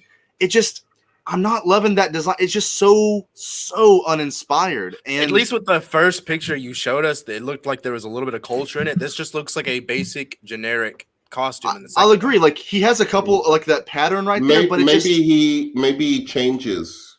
Now I'm hoping that's what it is. I'm hoping this is like his first suit, or he just wears this one time, but. I like the rest of the characters as well. But do you like the fact that this guy right here, Wenwu, he is the Mandarin? Okay. So shit. So now I will say a caveat. This could be just one of his outfits. This could be kind of like Baron Mordo, where he's a good guy, then he turns bad. This could be his good guy outfit. But he looks like a generic wizard from the Doctor Strange movie, doesn't he? I don't like a generic wizard. This is the Mandarin. Game. It looks terrible. They could have at least kept some of the green, but even then, it still looks very generic. The 10 rings that he wears, like his most popular, iconic thing on his outfit, they're just like bands on his. He has 10 rings on his forearms. He's black and blue. Are you kidding me? Those are the rings. We don't know, but like he has 10 or he has 5 on each side. No, and that can't be. He doesn't have a man. Like he looks exactly like the other guy. Like they don't look different. There's nothing to differentiate him from any other generic dark blue MCU uniform. Like I'm really hoping that this isn't his final look because the Mandarin, he has a badass looking costume. The green, the yellow, it's iconic. Yeah. I mean, I don't know him too well from the comics. Isn't he supposed to have like a white beard? Like a long white beard? He has a long black beard and long black hair. And a mustache. But can I ask about the movie itself? Like, I'm curious about the movie, like the directors. Do you know the character from the comics? Like, I'll tell you right now, I don't. Character. I've literally heard of him. I've never touched a Shang Chi comic. I will say that. This is one of those obscure characters that I have no idea who he is. I don't know his lore. I just know that they're going to put the Mandarin in it, and there's rumors that they're going to have Fing Fang Foom, the big dragon. So I think the plot sounds cool. I like that the Mandarin's in it, and it makes sense that he would be in this instead of fighting Iron Man. But I don't know anything about Shang-Chi. I'm not going to lie. Yeah, I'm looking at the costumes. They just look generic. I'm kind of curious about what the film is going to be, because obviously if I knew the film, I could judge these costumes better. Is it going to be a more grounded kind of Winter Soldier-y type of film, like really martial arts based? Because to me, if it's like that, the first costume looked very weird to me. Like it looked too superhero-y, whereas this one, and I know that's a weird thing to say about, because usually I do like really, like superhero accurate comics, like in Aquaman. I thought that was really badass. Like the only badass thing about that film was his costume. But this, like to me, if it's like a kung fu movie, but with like a little superhero spin to it, and it's more along the lines of Winter Soldier, then I can deal with these costumes. I don't mind them. It's going to be like a kung fu type of action movie with, I don't know what the exact plot is. I don't know if they released an official synopsis. These just got leaked, and I was just thinking, man, the guy on the left, he looks cool. This guy on the left with the white mask, like he looks dope. And she looks okay, but I really hope this isn't the Mandarin's final look, because he looks so generic, and like there's no excuse to make these characters look stupid anymore. Like, you have the budget, you have the talent.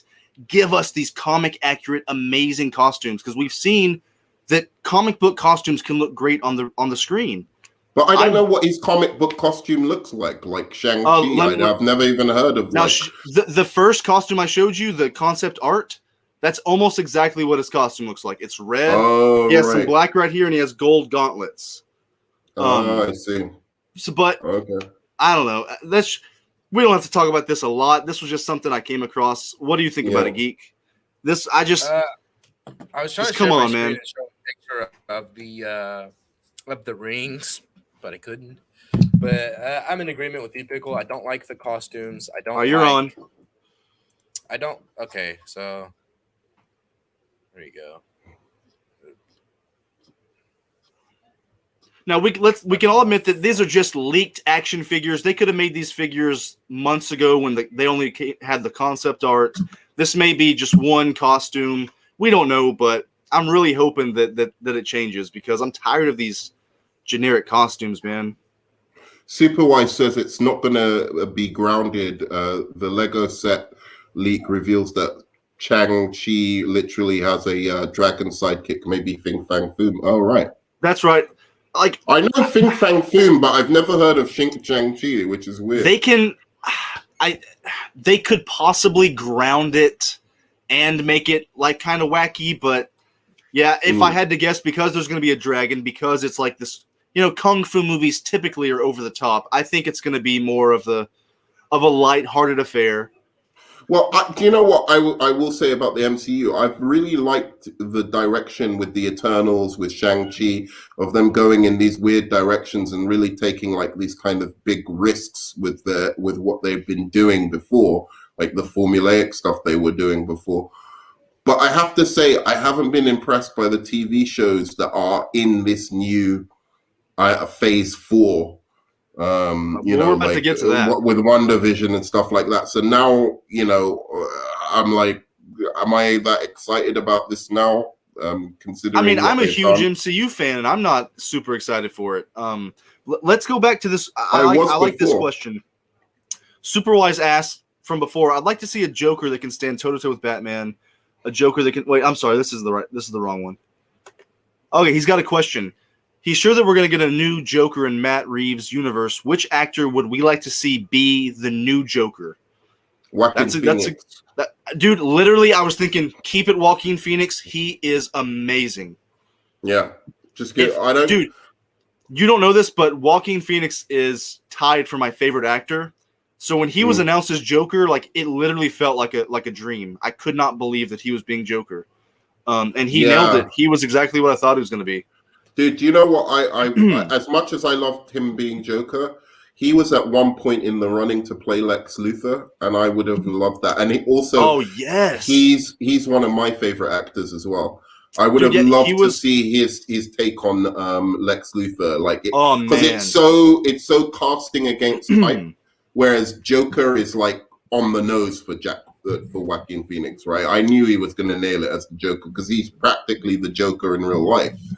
So I would have liked to see him try and play that genius billionaire with and his take on that. I loved him in Gladiator, for instance, and I could just see that kind of energy played into Lex Luthor. But about the question, Joaquin Phoneix is the obvious choice to play I think anybody else now would be going backwards. Yeah, so I don't like that cartoon that much. I'll just say that. Okay. Yeah, but I don't care how they explain it. Do you know what I mean? Like, what is the cartoon? But I was just saying, I don't know how I don't care how they explain why Joaquin Phoenix is the Joker for Robert Pattinson. Just do it. I don't give a fuck. It completely fit. It matches the tone. It matches the tone perfectly. They could have easily made the Batman movie take place in the 90s or the 80s, and then the Joker would still be in his 50s or 60s, and he could fight him, and he was the Bruce Wayne in Joker. But they're making it in modern days, so that the Joker will be 90 now. There's no way that it doesn't matter. I just think fuck all that. It's a multiverse. Just say he's that Joker in that universe, and he's another Joker in the Robert Pattinson universe. He was basically signed on to play Doctor Strange, and then it just kind of fell through. But I was excited for that. I wouldn't have wanted him to do that. I would have loved that. He's too good for the MCU. I want Walt. Oh, okay. So we're about to get. All right, we got about 25 minutes here to get into Falcon Winter Soldier. Nice little segue into it.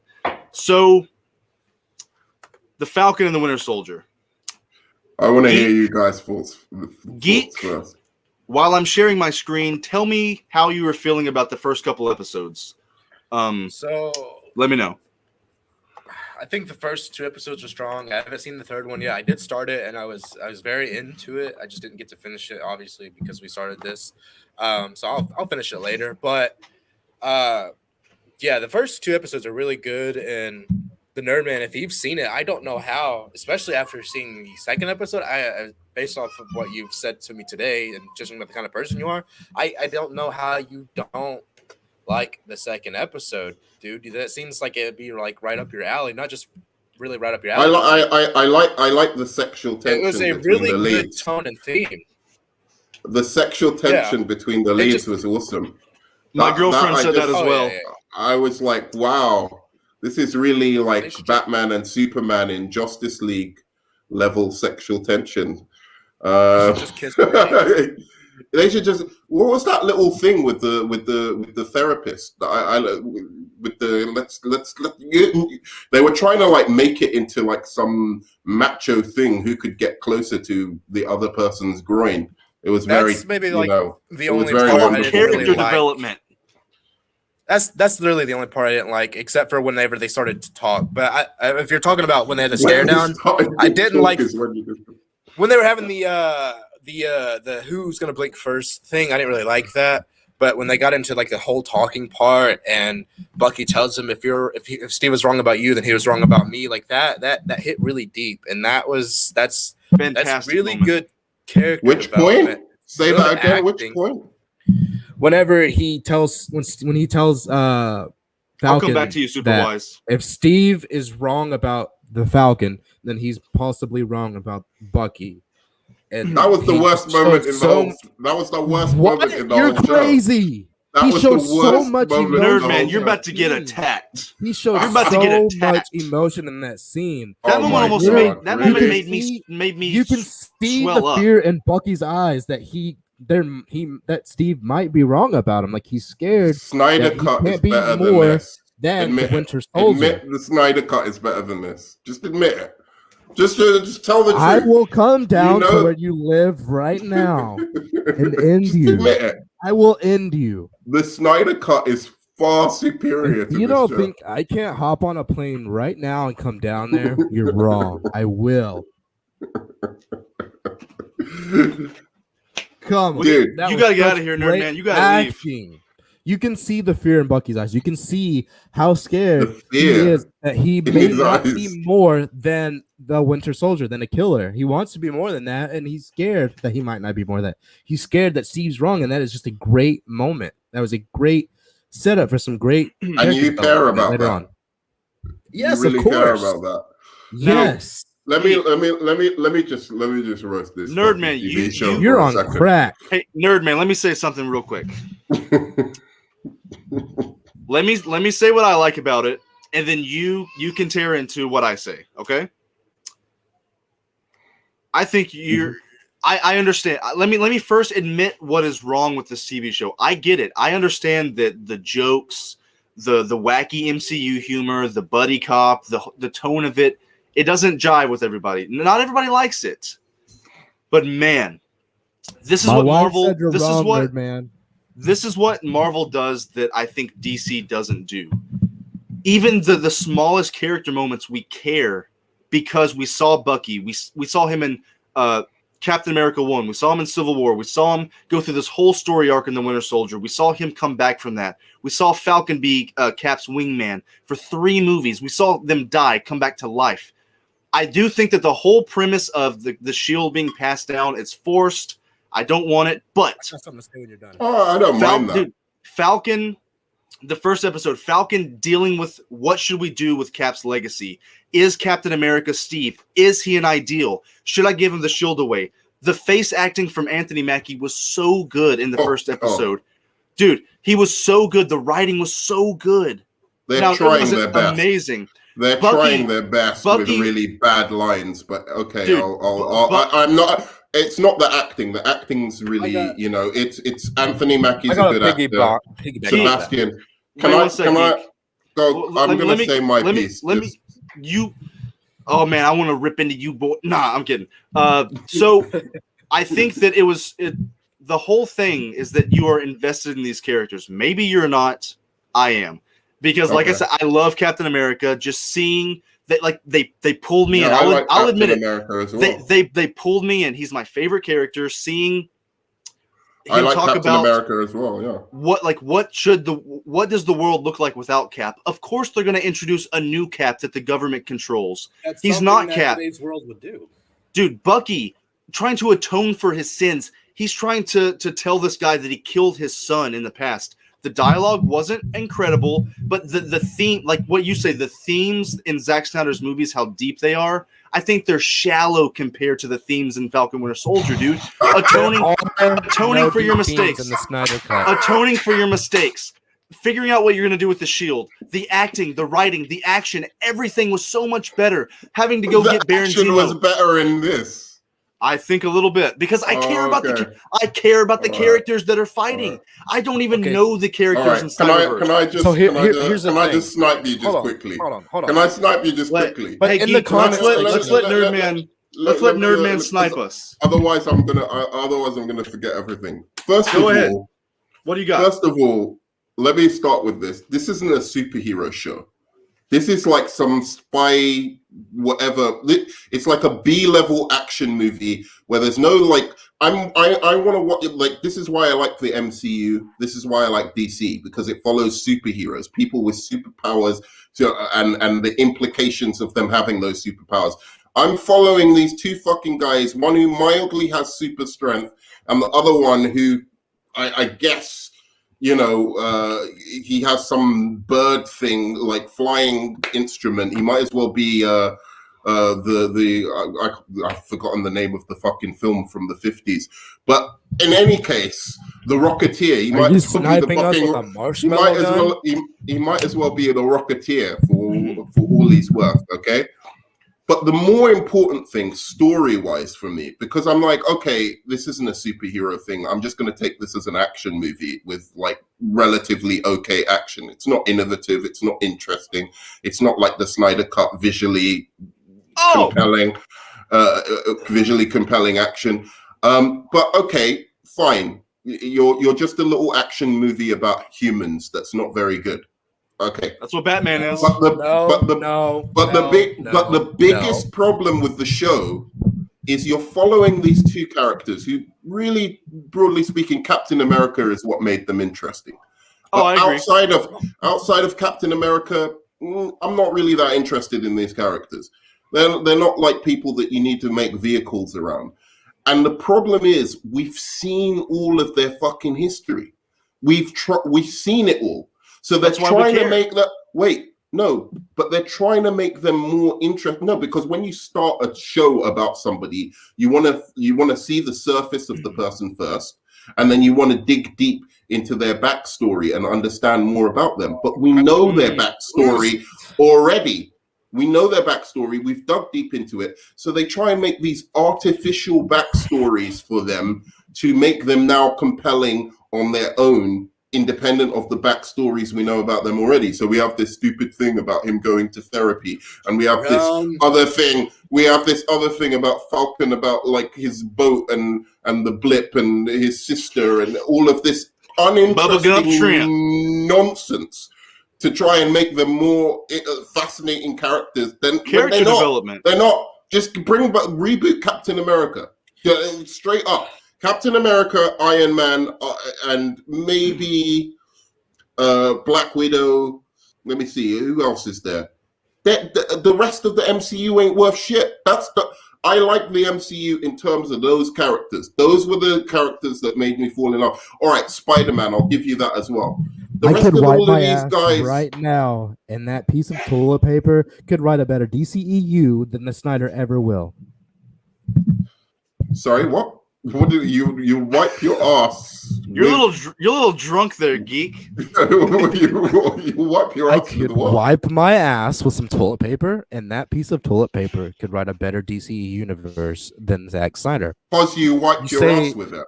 Before you wipe your ass with the toilet paper, you said the MCU is shallow and that the character development is forced. You're so wrong on so many levels. These characters have layers and layers of depth. Yes, we've seen some of their past, but they're not adding stuff on. This is a natural. They are tacking stuff on, and it's the same with WandaVision. But it's natural. Same with WandaVision. We saw their history. We saw what happened to them, how they got to this place, and then they tried to wiggle in some stuff that had happened to them in the last 3 months to try and make them a little bit more compelling. Nothing had happened, and all the stuff that they set up with no payoff. This is and we're not done. The MCU in a nutshell. All the stuff they set up with no payoff. They took them how long before you had anything actually happen? It was only until Infinity War. Up until Infinity War, all it was just this promise that something was going to happen, and nothing happened for like fucking 50 movies. Wait, I'm sorry. You're going to tell me Iron Man 1 doesn't have a complete story? I told you I like Iron Man. Iron Man's my guy. Iron Man and Captain America. That's called setup. You're one of those people who those guys fantastic and say that it's not fair that Marvel had all these movies to build up characters, but that's not the bad thing. That's a good thing. That's why these characters have depth. That's why we care about these characters. That's why we care about their past. Wait, I said it was a bad thing that they did individual movies. I didn't say that. No, you're saying that you seem like you're one of those people who would complain and say that the DCU isn't. It's not fair to have our judgment of the DCEU because they've only had a couple of movies versus Marvel, who's had plenty of development. Like people say, Marvel had all these movies to build up all these characters. Well, you're saying that we have seen their past, but I'm just talking about this show. I'm not trying to, I can compare it to the Snyder Cut, sure, but I'm not comparing it to all of these. Batman v Superman, I like, but it's majorly flawed. Man of Steel's a piece of shit. Wonder Woman, I think, is an excellent movie, but it also has its flaws. It's a copy of the first Avengers. Right now. Shazam, I like. What else do I like? I think that's it. There's not been a good DC character movie since Todd Phillips' Joker, and then even before, they didn't have a lot of good movies. That's just my opinion. It was. Well, as I said, they've got Wonder Woman, Shazam, and Joker. Those are my favorite DC movies post Dark Knight. And Watchmen. It hurts my brain that you can literally. I don't think Man of Steel is good, and I don't think. But Falcon and the Winter Soldier. And the Snyder Cut. I like the Snyder Cut as well. Sorry. Okay, now guys, Nerdman, give me about 2 more minutes. And then, Geek, I'll give you a few minutes of what you think. Do you want me to compare it to the Snyder Cut, or do you want me to just give us Falcon and Winter Soldier? Compare it because you can compare them because they came out about the same time. Oh, you want a comparison? Okay. Well, all right. Off the top of my head, I'm going to do the best I possibly can. So I'm going to focus on the Falcon and Winter Soldier first. And as I said, the problem is these artificial backstories. And then on top of that, I'm watching this thing that it's supposed to be like a superhero thing. And I'm just like, I'm really just following a bunch of fucking normal humans going on like a, slightly, it's no superpowers or anything that is interesting. It's not visually arresting. It doesn't capture the feel of a comic book movie. It captures the feel of an action movie. And I really think flying doesn't capture. Wait. You'll get your time, Geek. Wait.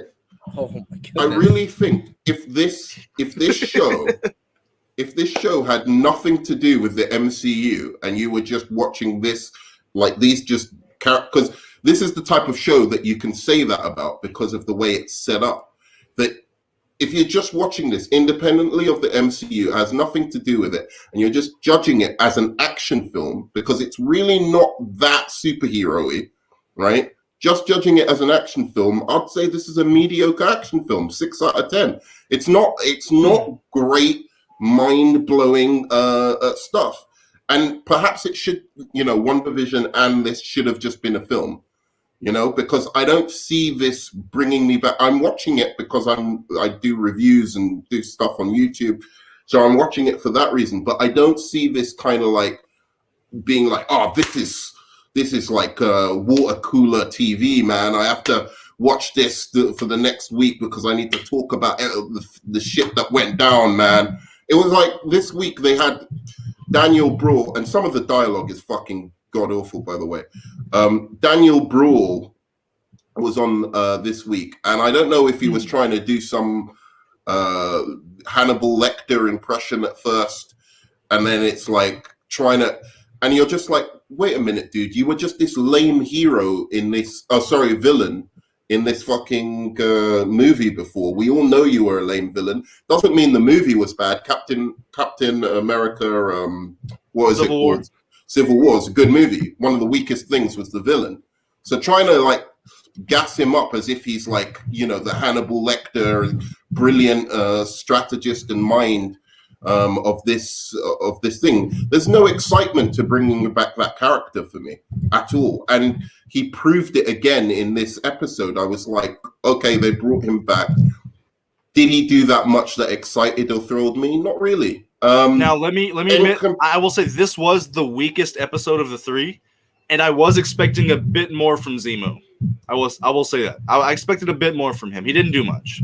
Yeah, and as for the Snyder Cut, I've made my opinions clear. I think there's a lot of where it's really Snydery, it has major problems, but all in all, I think that most of the script is good. There's some very weak parts of the script, but what I really, really like about Snyder, and this is the biggest thing, and what I think that DC does well over Marvel. It's the one thing it does well over Marvel, is that it really brings the feel of a graphic novel to life. And you actually see Flash and Superman and Wonder Woman moving and reacting and acting in the world as superheroic characters with these massive powers. And to actually visually see that, to visually see Flash tap into the Speed Force like that, is just everything I've wanted as a comic book fan.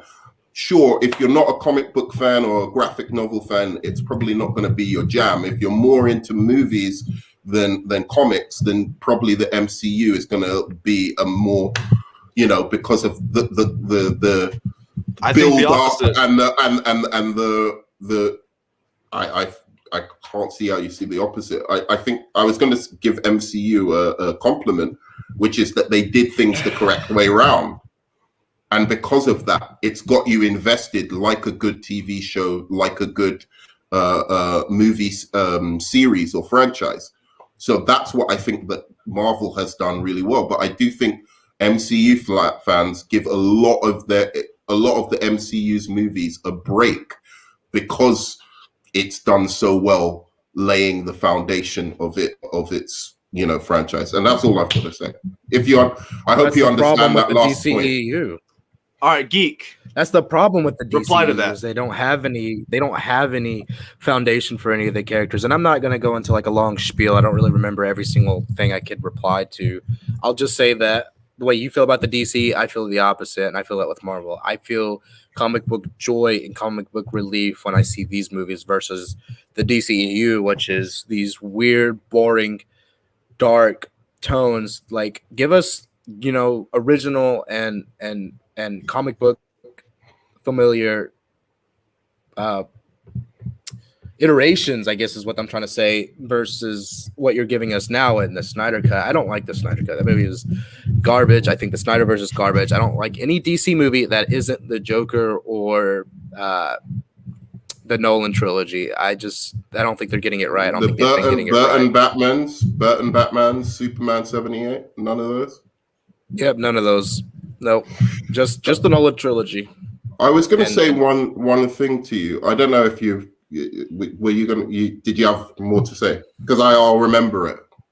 I don't really remember every single thing. I just the way you feel, I feel the opposite, and I feel that for DC. Sure. You can't sit here and tell me that I can understand that. I see what you're saying. There's no superhero feel, I guess, to the Falcon and Winter Soldier, but that's I kind of agree only on the sense that they're not. That's completely wrong. But they're not saving people. That's what superheroes do. Their man is right in the sense that it's kind of like a spy thing. They're superheroes, and I'm glad that they made this show but it's not the superheroes have a human life, and that's kind of what I feel like this is. This is their job, but we're also getting to see their personal life. That's what makes it interesting. That's what makes it interesting. Superheroes at the end of the day take their mask off. They have a life. They can't be superheroes 24/7. I mean, we get to see that aspect of it. So that's why I like the WandaVision show, and that's why I like the Falcon and the Winter Soldier, because we get to see that. We don't have to see these people, because I wonder all the time, what are they like when they're not saving lives? So I see what you're saying when you say it's not really a superhero show, I guess, in a sense. So you're saying something along those lines. But I only feel like that because I haven't seen them save anybody. Like you see the Flash in the original Justice League cut save a couple of people. You've seen Superman save some people. So that's some stuff that I would say that draws on superhero feeling in a movie. But that's only a couple of instances. The DC movie has no depth to any of their characters. I've never cared about the characters. That's why I don't like the universe, because I watch these movies and I don't feel anything for these characters. I don't feel any sadness. I don't feel any relation to any of them. I don't. These movies do nothing for me. But the Falcon and the Winter Soldier and the TV shows and the movies, Marvel has been setting these up. They've been giving these characters depth and layers, and it is paying off. With Iron Man. I think they've been giving them a life that's more relatable, perhaps, to normal people, in the sense of. And I don't. This is both a good and a bad thing, in the sense of when you look at Sam's life. He's going to a bank. He's to get a loan. He's got this boat. He's with his sister and a business. Something that normal people do, and the same with Spider-Man going to high school and nobody's paying the Avengers, kind of so I thought that was an interesting aspect.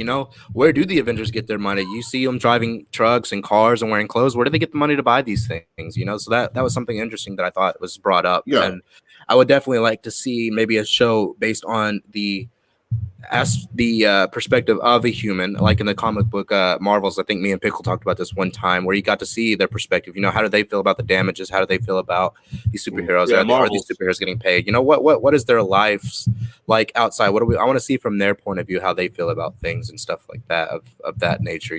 We never get to see the Avengers talk about these things that happen. Nobody came out and spoke like, hey, Thanos snapped his fingers, that's where everybody went. We don't get to see stuff like that, and I feel like that is something that's integral into storytelling as well, something that should be included, or maybe something we should get a site to see. I don't know if you agree with that or not, but I always have wondered that, what did they tell people when he snapped his fingers and everybody just dusted? What do the Avengers say? Like, hey, we're sorry? Or they just kind of go back to their compound and like what happens? And that's something I'm curious about.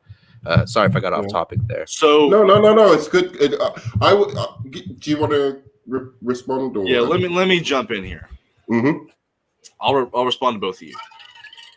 I disagree that it's not a superhero. It's as much a superhero property as Batman is, as Batman Begins is. It is a superhero property. He doesn't have powers. Feel too much though. What powers do Batman have that Falcon doesn't? They both have tech. They both, dude. Falcon flying with bird wings through the desert, shooting at guys. That was my disagreement with. That's not a superhero thing. That was a superhero thing. It's more superhero than Batman Begins, than the Dark Knight. It wasn't. Because that is Batman doesn't have powers either. He's just a guy with tech. It's not a graphic novel comic book thing. I'm talking about the whole kind of presentation of the DCU, the aesthetic. When you think of I'm not talking about that. When you're talking, this is what I'm saying. That I said that's the difference between I think why certain people like DC and certain people like Marvel, because the aesthetic of DC much more, when it's at its best, much more occupies the space of actually translating literally what the comic book frames, so that you could pause, so that you could pause a scene in a DC movie and it looks like a comic book frame. And when I think about that in Batman Begins, and I think about the mythic, epic kind of presentation of Bruce Wayne, he is beyond man, he is beyond, whatever. I think of that moment where it's so clever, where he gets all the bats to, like, he has that thing on his shoe or whatever, but he gets all these bats to fly in as he, and he says, what am I waiting for? Back up, and that to me is like pure pleasure of the comic book coming to life. That is not something that can happen in real life or whatever, that a man can actually do. They try to ground it in some kind of scientific reasoning, but really that is just there because it's fucking badass and cool and the kind of thing you'd see in a comic book. It's stripped right out of the books, and I don't think that you get that feel in Falcon and Winter Soldier at all. Look, I'm not going to compare Falcon and Winter Soldier to Batman Begins. Like, it's that Batman Begins is the same with the Snyder Cut. It's the same with the Snyder Cut. Here's where I completely disagree with you. We care about the characters in the MCU because we get these comic shots. Iron Man's armor looks like it does from the comic. Cap looks like he does from the comic. The Red Skull does. Loki. You care about these characters, and we think this is awesome because it looks like the comics we read. In Zack Snyder's Justice League, you get no character development other than one scene for each character. So if you read Aquaman comics like me, I hate Aquaman more because I read the comics. I think they delineate from the comics so much that it makes the viewing experience worse. You need the comic books to understand who Aquaman and Flash and Superman are, because in the movie, they don't do a good job of creating it. In the MCU, you get it more because they look and they act just like the characters in the comic books. That's why the MCU is so successful. So, hold on just a second. And to add on to that, that's another thing. They have these solo movies to flesh out who these characters are. We get their personality, we get their story, we get what they like, what they dislike, who they are. We get a feeling for these characters, and then we get to watch them over a span of several movies. With the DC movies, we don't get any of that. We haven't got any of that with Batman. We didn't get any of that with really hardly. We got some of it with Superman and a little bit with Wonder Woman, but then they killed Superman off in his second appearance, and then we get this rush force movie in the Whedon cut, and then we get the Snyder cut. I mean, these characters, we don't care about them, not because they don't exactly maybe look like a comic book counterpart, but because they don't act like their counterpart. We don't really I'm just making that point. That's a reason that we like these characters. Like he was saying that you enjoy the MCU movies even if you don't read comics. I think it's the opposite. You can only enjoy the Snyderverse if you read the comics, because the movies themselves, the character development sucks so bad. You need the comic books to say, I even recognize this character. Well, dude, but the movies aren't just for comic book fans. Don't get me wrong. I've enjoyed people who don't read comics as well. I've enjoyed literally one Snyder movie in the DCEU, like where I can say, unconclusively, I enjoyed that movie, and that's the Snyder Cut. I thought you liked BVS. I do like BVS, but it's not because it's a Batman and Superman movie. I like the political, philosophical aspects of that movie. I don't really, and some of the visual kind of aspects of that movie as well. But certainly, it doesn't represent who Superman. It's not a Superman versus Batman movie. It's a Dr. Manhattan versus some other Watchmen character, Rorschach, versus the Punisher, kind of Rorschach, Punisher hybrid. It's not a Batman versus Superman movie, so I understand that aspect of your argument there about, especially in the early MCU, you have really it being, I think, like the Captain America, even Thor. Shout out to Scuba Steve. Why did you say that name? Even Thor and Iron Man, they were really kind of captured the real pulpy, almost 80s style of Marvel comics, like even 60s style of Marvel comics, when it was just really fun, like fun for all the family kind of feel to them. But I'm not gonna argue with that point. I think it was a really good point. I agree with you, Superwise. But I agree with Superwise too. That's a good comment. Reboot the reboot the DCEU. Make a Justice League movie, like maybe 5-10 years down the line. Make a Justice League movie, and then give us that. Give us the Guardians of the Galaxy typed fleshing out in one movie, and then give these guys solos, because then people will be interested, and then they'll want to watch the solo movies as well.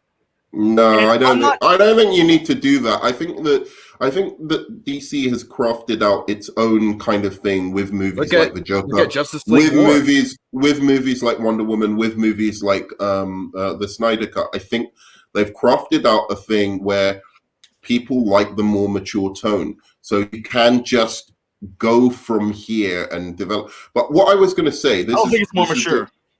I think it's more mature. I can debate you if you don't like Wonder Woman. I can debate you on that, because it's Wonder Woman is a really good movie.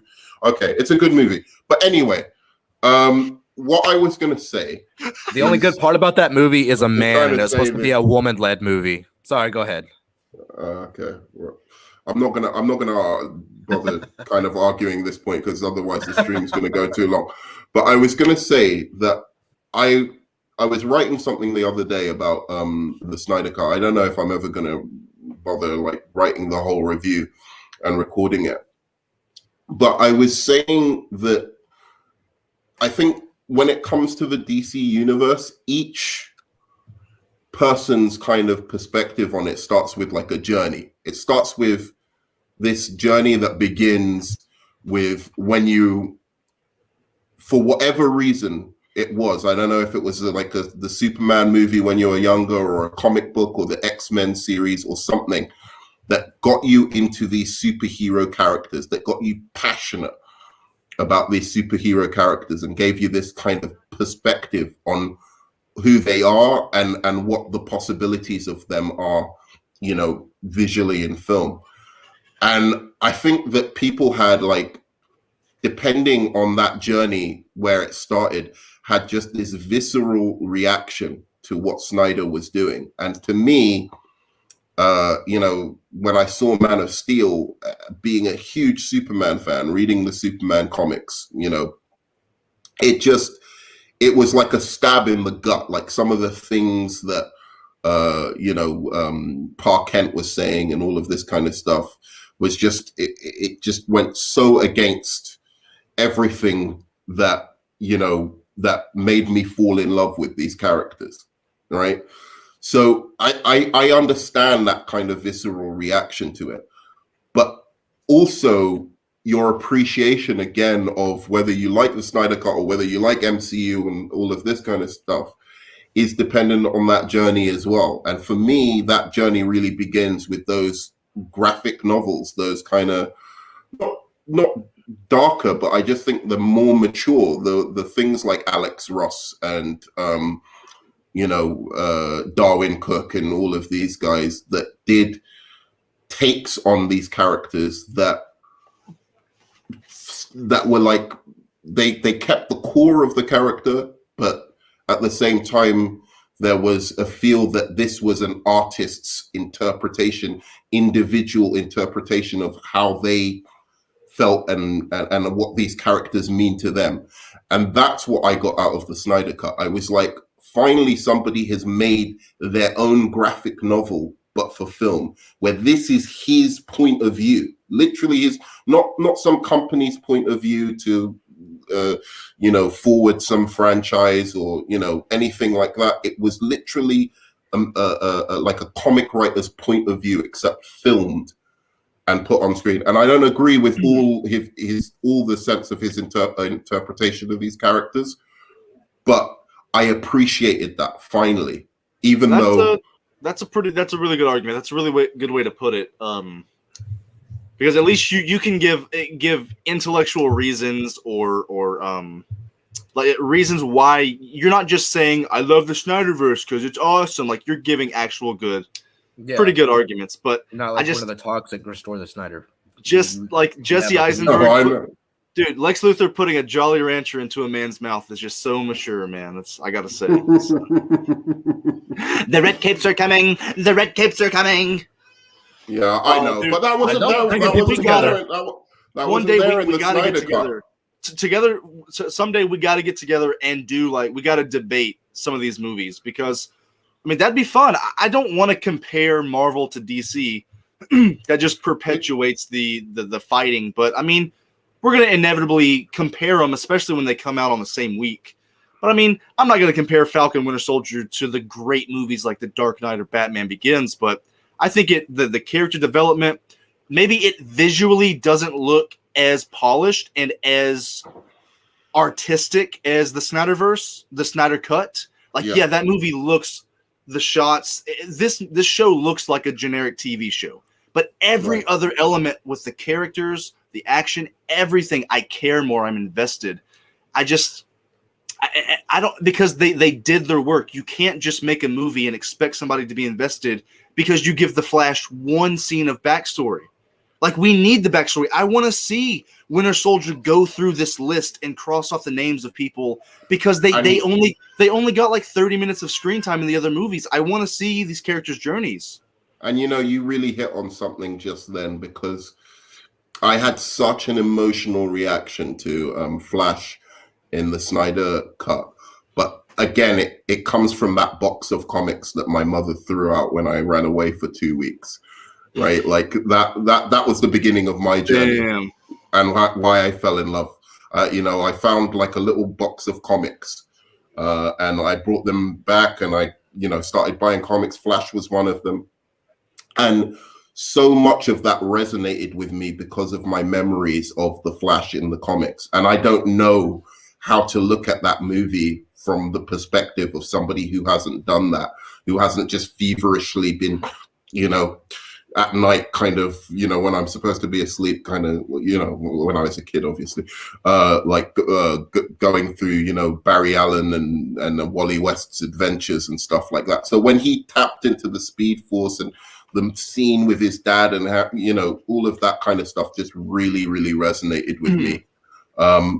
Probably you'd need it to be much more fleshed out for somebody who's just coming into it, you know. Hey, Geek. Fine.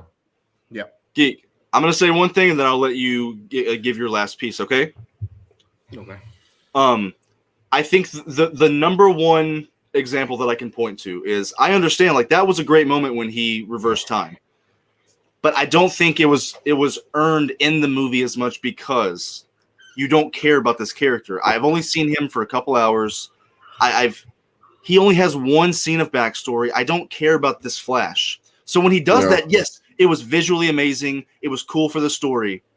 But when Steve picks up Mjolnir, you care because you see that guy in the 40s with the trash can getting beat up by bullies. He jumps on a grenade. Even when he wasn't big, he was 5'6", 120 pounds. He wanted to fight for his country. So when he gets the moments to where he's fighting these robots and these aliens, he picks up Mjolnir. He finally says Avengers Assemble.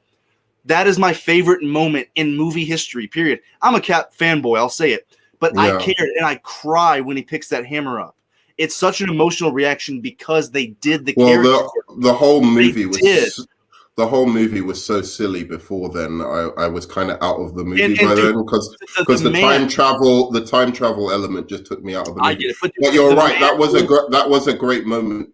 And even the little bit before where it's like Falcon says on your left. That was really fantastic callback. I have to admit. One more thing: when Tony in the movie, Tony killing Thanos by himself and saying "I am Iron Man," it doesn't really. It doesn't work at all. It completely invalidates what Hulk did just moments before. It really doesn't make sense. You can tear it apart, but I care so much because this is the man who I've been watching for years, who literally just slept with women, didn't give a shit about anybody. Now he's saving the planet. I don't care if Barry Allen is saving the planet because I don't know Barry Allen. That's the whole problem. What do you think, Geek? One lay down on the wire and let other people cross over him. One sentence just to retort to that. Just one sentence. I think this is a good beginning for him.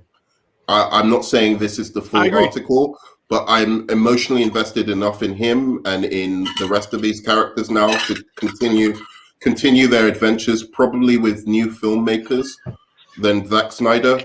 But I'm willing to continue from there rather than just wipe the slate clean straight away. Anyway, that was all I was going to say. All right, Geek, give us your last few thoughts so we can kind of wrap this up in the next. We're at 2:16. We'll end it at about 2:30. I really don't have much to say. I just will piggyback off of what you said a little bit because I agree with you. We care about these characters because we got movies, we got layers of depth, and then we got the personality, we got their likes, we got their dislikes. We know we care about these characters because we've gotten so much story on them, and we know who they are. We don't know who these characters are in the Snyderverse or any of these DC properties, so that's why I don't like these movies. They don't resonate with me. They don't. It's not just bad storytelling, bad writing. It's bad character development, and they don't relate or resonate with me very well. And that's really all I have to say about that. Okay. All right. Back to you.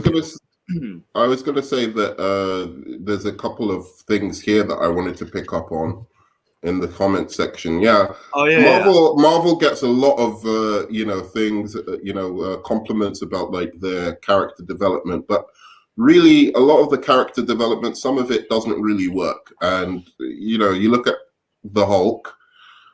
Hulk out, bro. That's the moment that I fucking turned off. And Thor, fat Thor, all of that was just nonsense. And it's all for the sake of a joke. It's all for the sake of humor. And the characters that I've liked most in the MCU are the ones that have been taken seriously throughout. Like Iron Man, yeah, he has his quips, but they take him seriously. Captain America, again, character I love. That's why that moment did mean something to me, even though it was in a terrible movie, in my opinion. I'm sorry. Terrible? I think it was pretty bad. You told me that you would give it like a 6 out of 10. Did I? Because I was probably trying to be nice because I said I would give it a 5 or 6 out of 10, and you said I was being hard on it. Oh, right. I don't know. Maybe the last action scene is good, but it doesn't make any sense. And then the proceed. I like Infinity War. Infinity War is my jam. Infinity War is better than Endgame. And that's because, again, it has one of those characters that they take seriously. And when they take the character seriously, I'm into it. Like Thanos, I was like, I'm there for Thanos. He was my guy, you know. He wipes his ass with Steppenwolf. Like it's they're in two different stratospheres. Thanos. I don't know about that. I don't know about that because they took Steppenwolf seriously. Yeah. Steppenwolf is not terrible. He's not balls, but he is a vapid piece of garbage compared to Thanos, dude. I will fight that all. Piece of shit. All day. That's not an argument. That's just an insult. But I'll take it. No, I like. Let's give our. I'm not gonna say anything. Nerdman. About Thanos. I like Steppenwolf as well. Nerdman and then Geek. Let's give your final thoughts on anything that we talked about, DC, Marvel, anything you want to vent about for a few more minutes. Let's get your final thoughts, and then we'll wrap this up. You go, Nerdman. Shazam rocks. Time to snort some whiskey. Shazam fucking rocks, bro. What was I going to say? I was just going to look at some of these comments and see if there's anything. So hopefully they'll fix him in She-Hulk. I don't think so. I have no respect for the Hulk. Was bad all the way from Avengers 2. From Avengers 2, when he started taking L's to Iron Man, started taking L's in Thor Ragnarok. He took I was just like, what is this, man? Where's your power of getting angrier the stronger you get? Oh, sorry, the angrier the strong. No, getting stronger the angrier you get. Yeah. There's just none of that. Bruce Wayne has been turned into a joke. He's no longer like the character I fell in love with in the comics. It's the same thing with Thor. Thor is just Thor. They turned Thor into a bit of a joke. There was a really great moment in Endgame whenever he summoned Mjolnir, and then he was like, "I'm still worthy," and I love that moment because it said that he was worried that he didn't kill Thanos because he failed to kill Thanos in time, and because Thanos succeeded in killing half of the population, that he didn't think he was still worthy. And so I just love that vulnerable moment from Thor that he thinks he wasn't worthy, and he finds out he's still worthy, and it just makes him happy. And that was but he takes the hammer from the past. He takes his hammer from the past. But he gives it gets and I swear to God, like, didn't Thor need that at that time?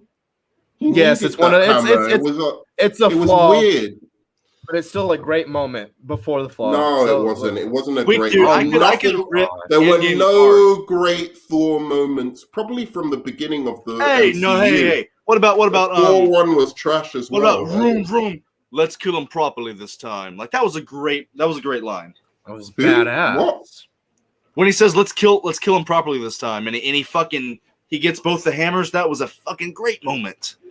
Not really. I mean, he's miscast. Can we admit that at least in concept on paper, Thor's arc made sense because when you go through a tragedy, you get fat, you get depressed, you use humor as a defense mechanism. So I get why they tried to make Thor do that. They shouldn't have done it the whole movie. It was lazy writing. The reason they make Thor, the reason they make Thor and Hulk like that is very, very simple. Because Thor and Hulk, if they were proper Thor and Hulk, would clear out they would fucking clear out the fucking bar like B.A. Baracus, and there wouldn't be a fucking plot to Infinity War. And you know what? Endgame. That's basically why.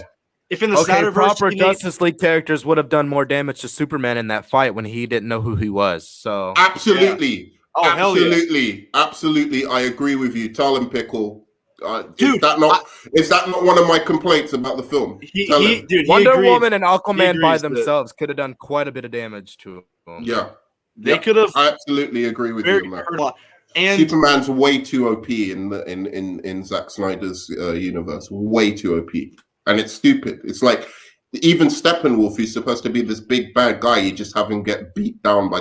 So basically, all you needed was Superman. Like Thor versus Superman's the Justice League.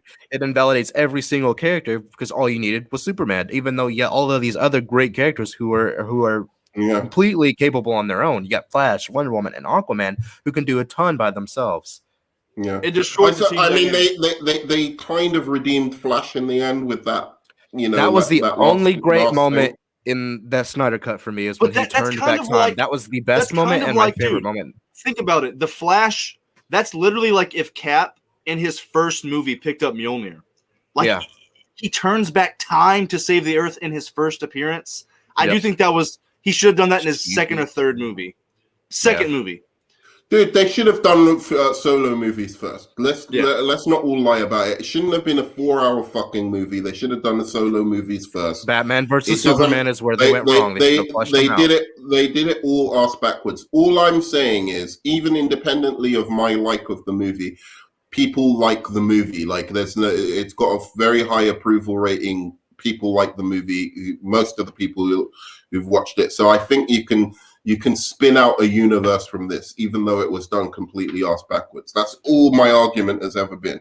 I don't think they have time to be like fucking around and like, well, let's just clear everything and reboot everything. They don't have time. Things are moving. Like the comic book craze is probably going to end pretty soon, so they better make the money they can now. But that's All right, Geek. What are your final thoughts?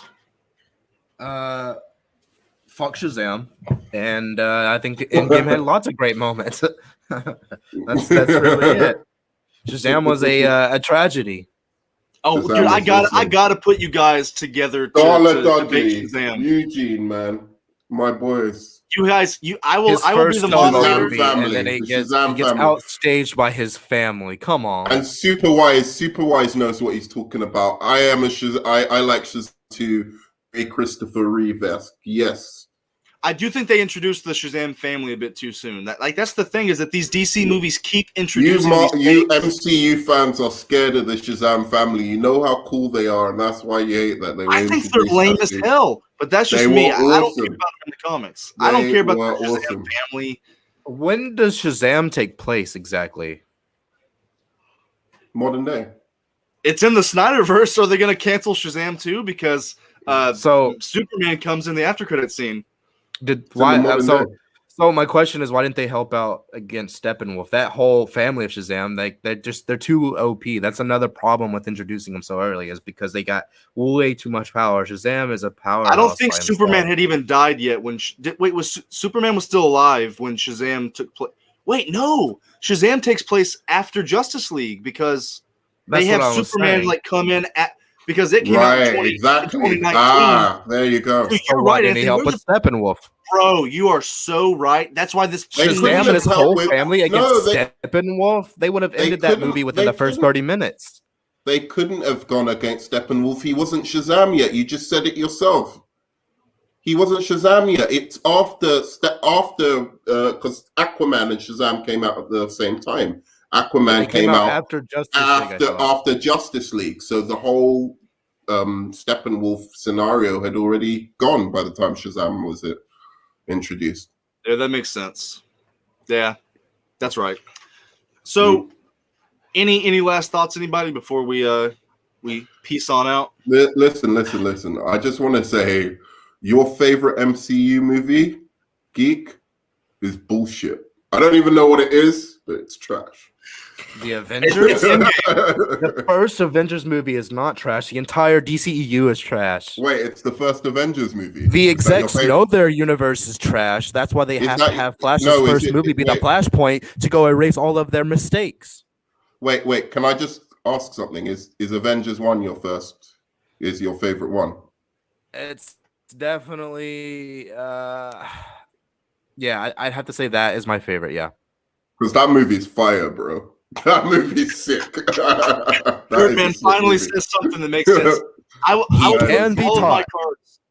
Hey, I will put all my cards out there. The Avengers, #1, is my favorite film of all time, period.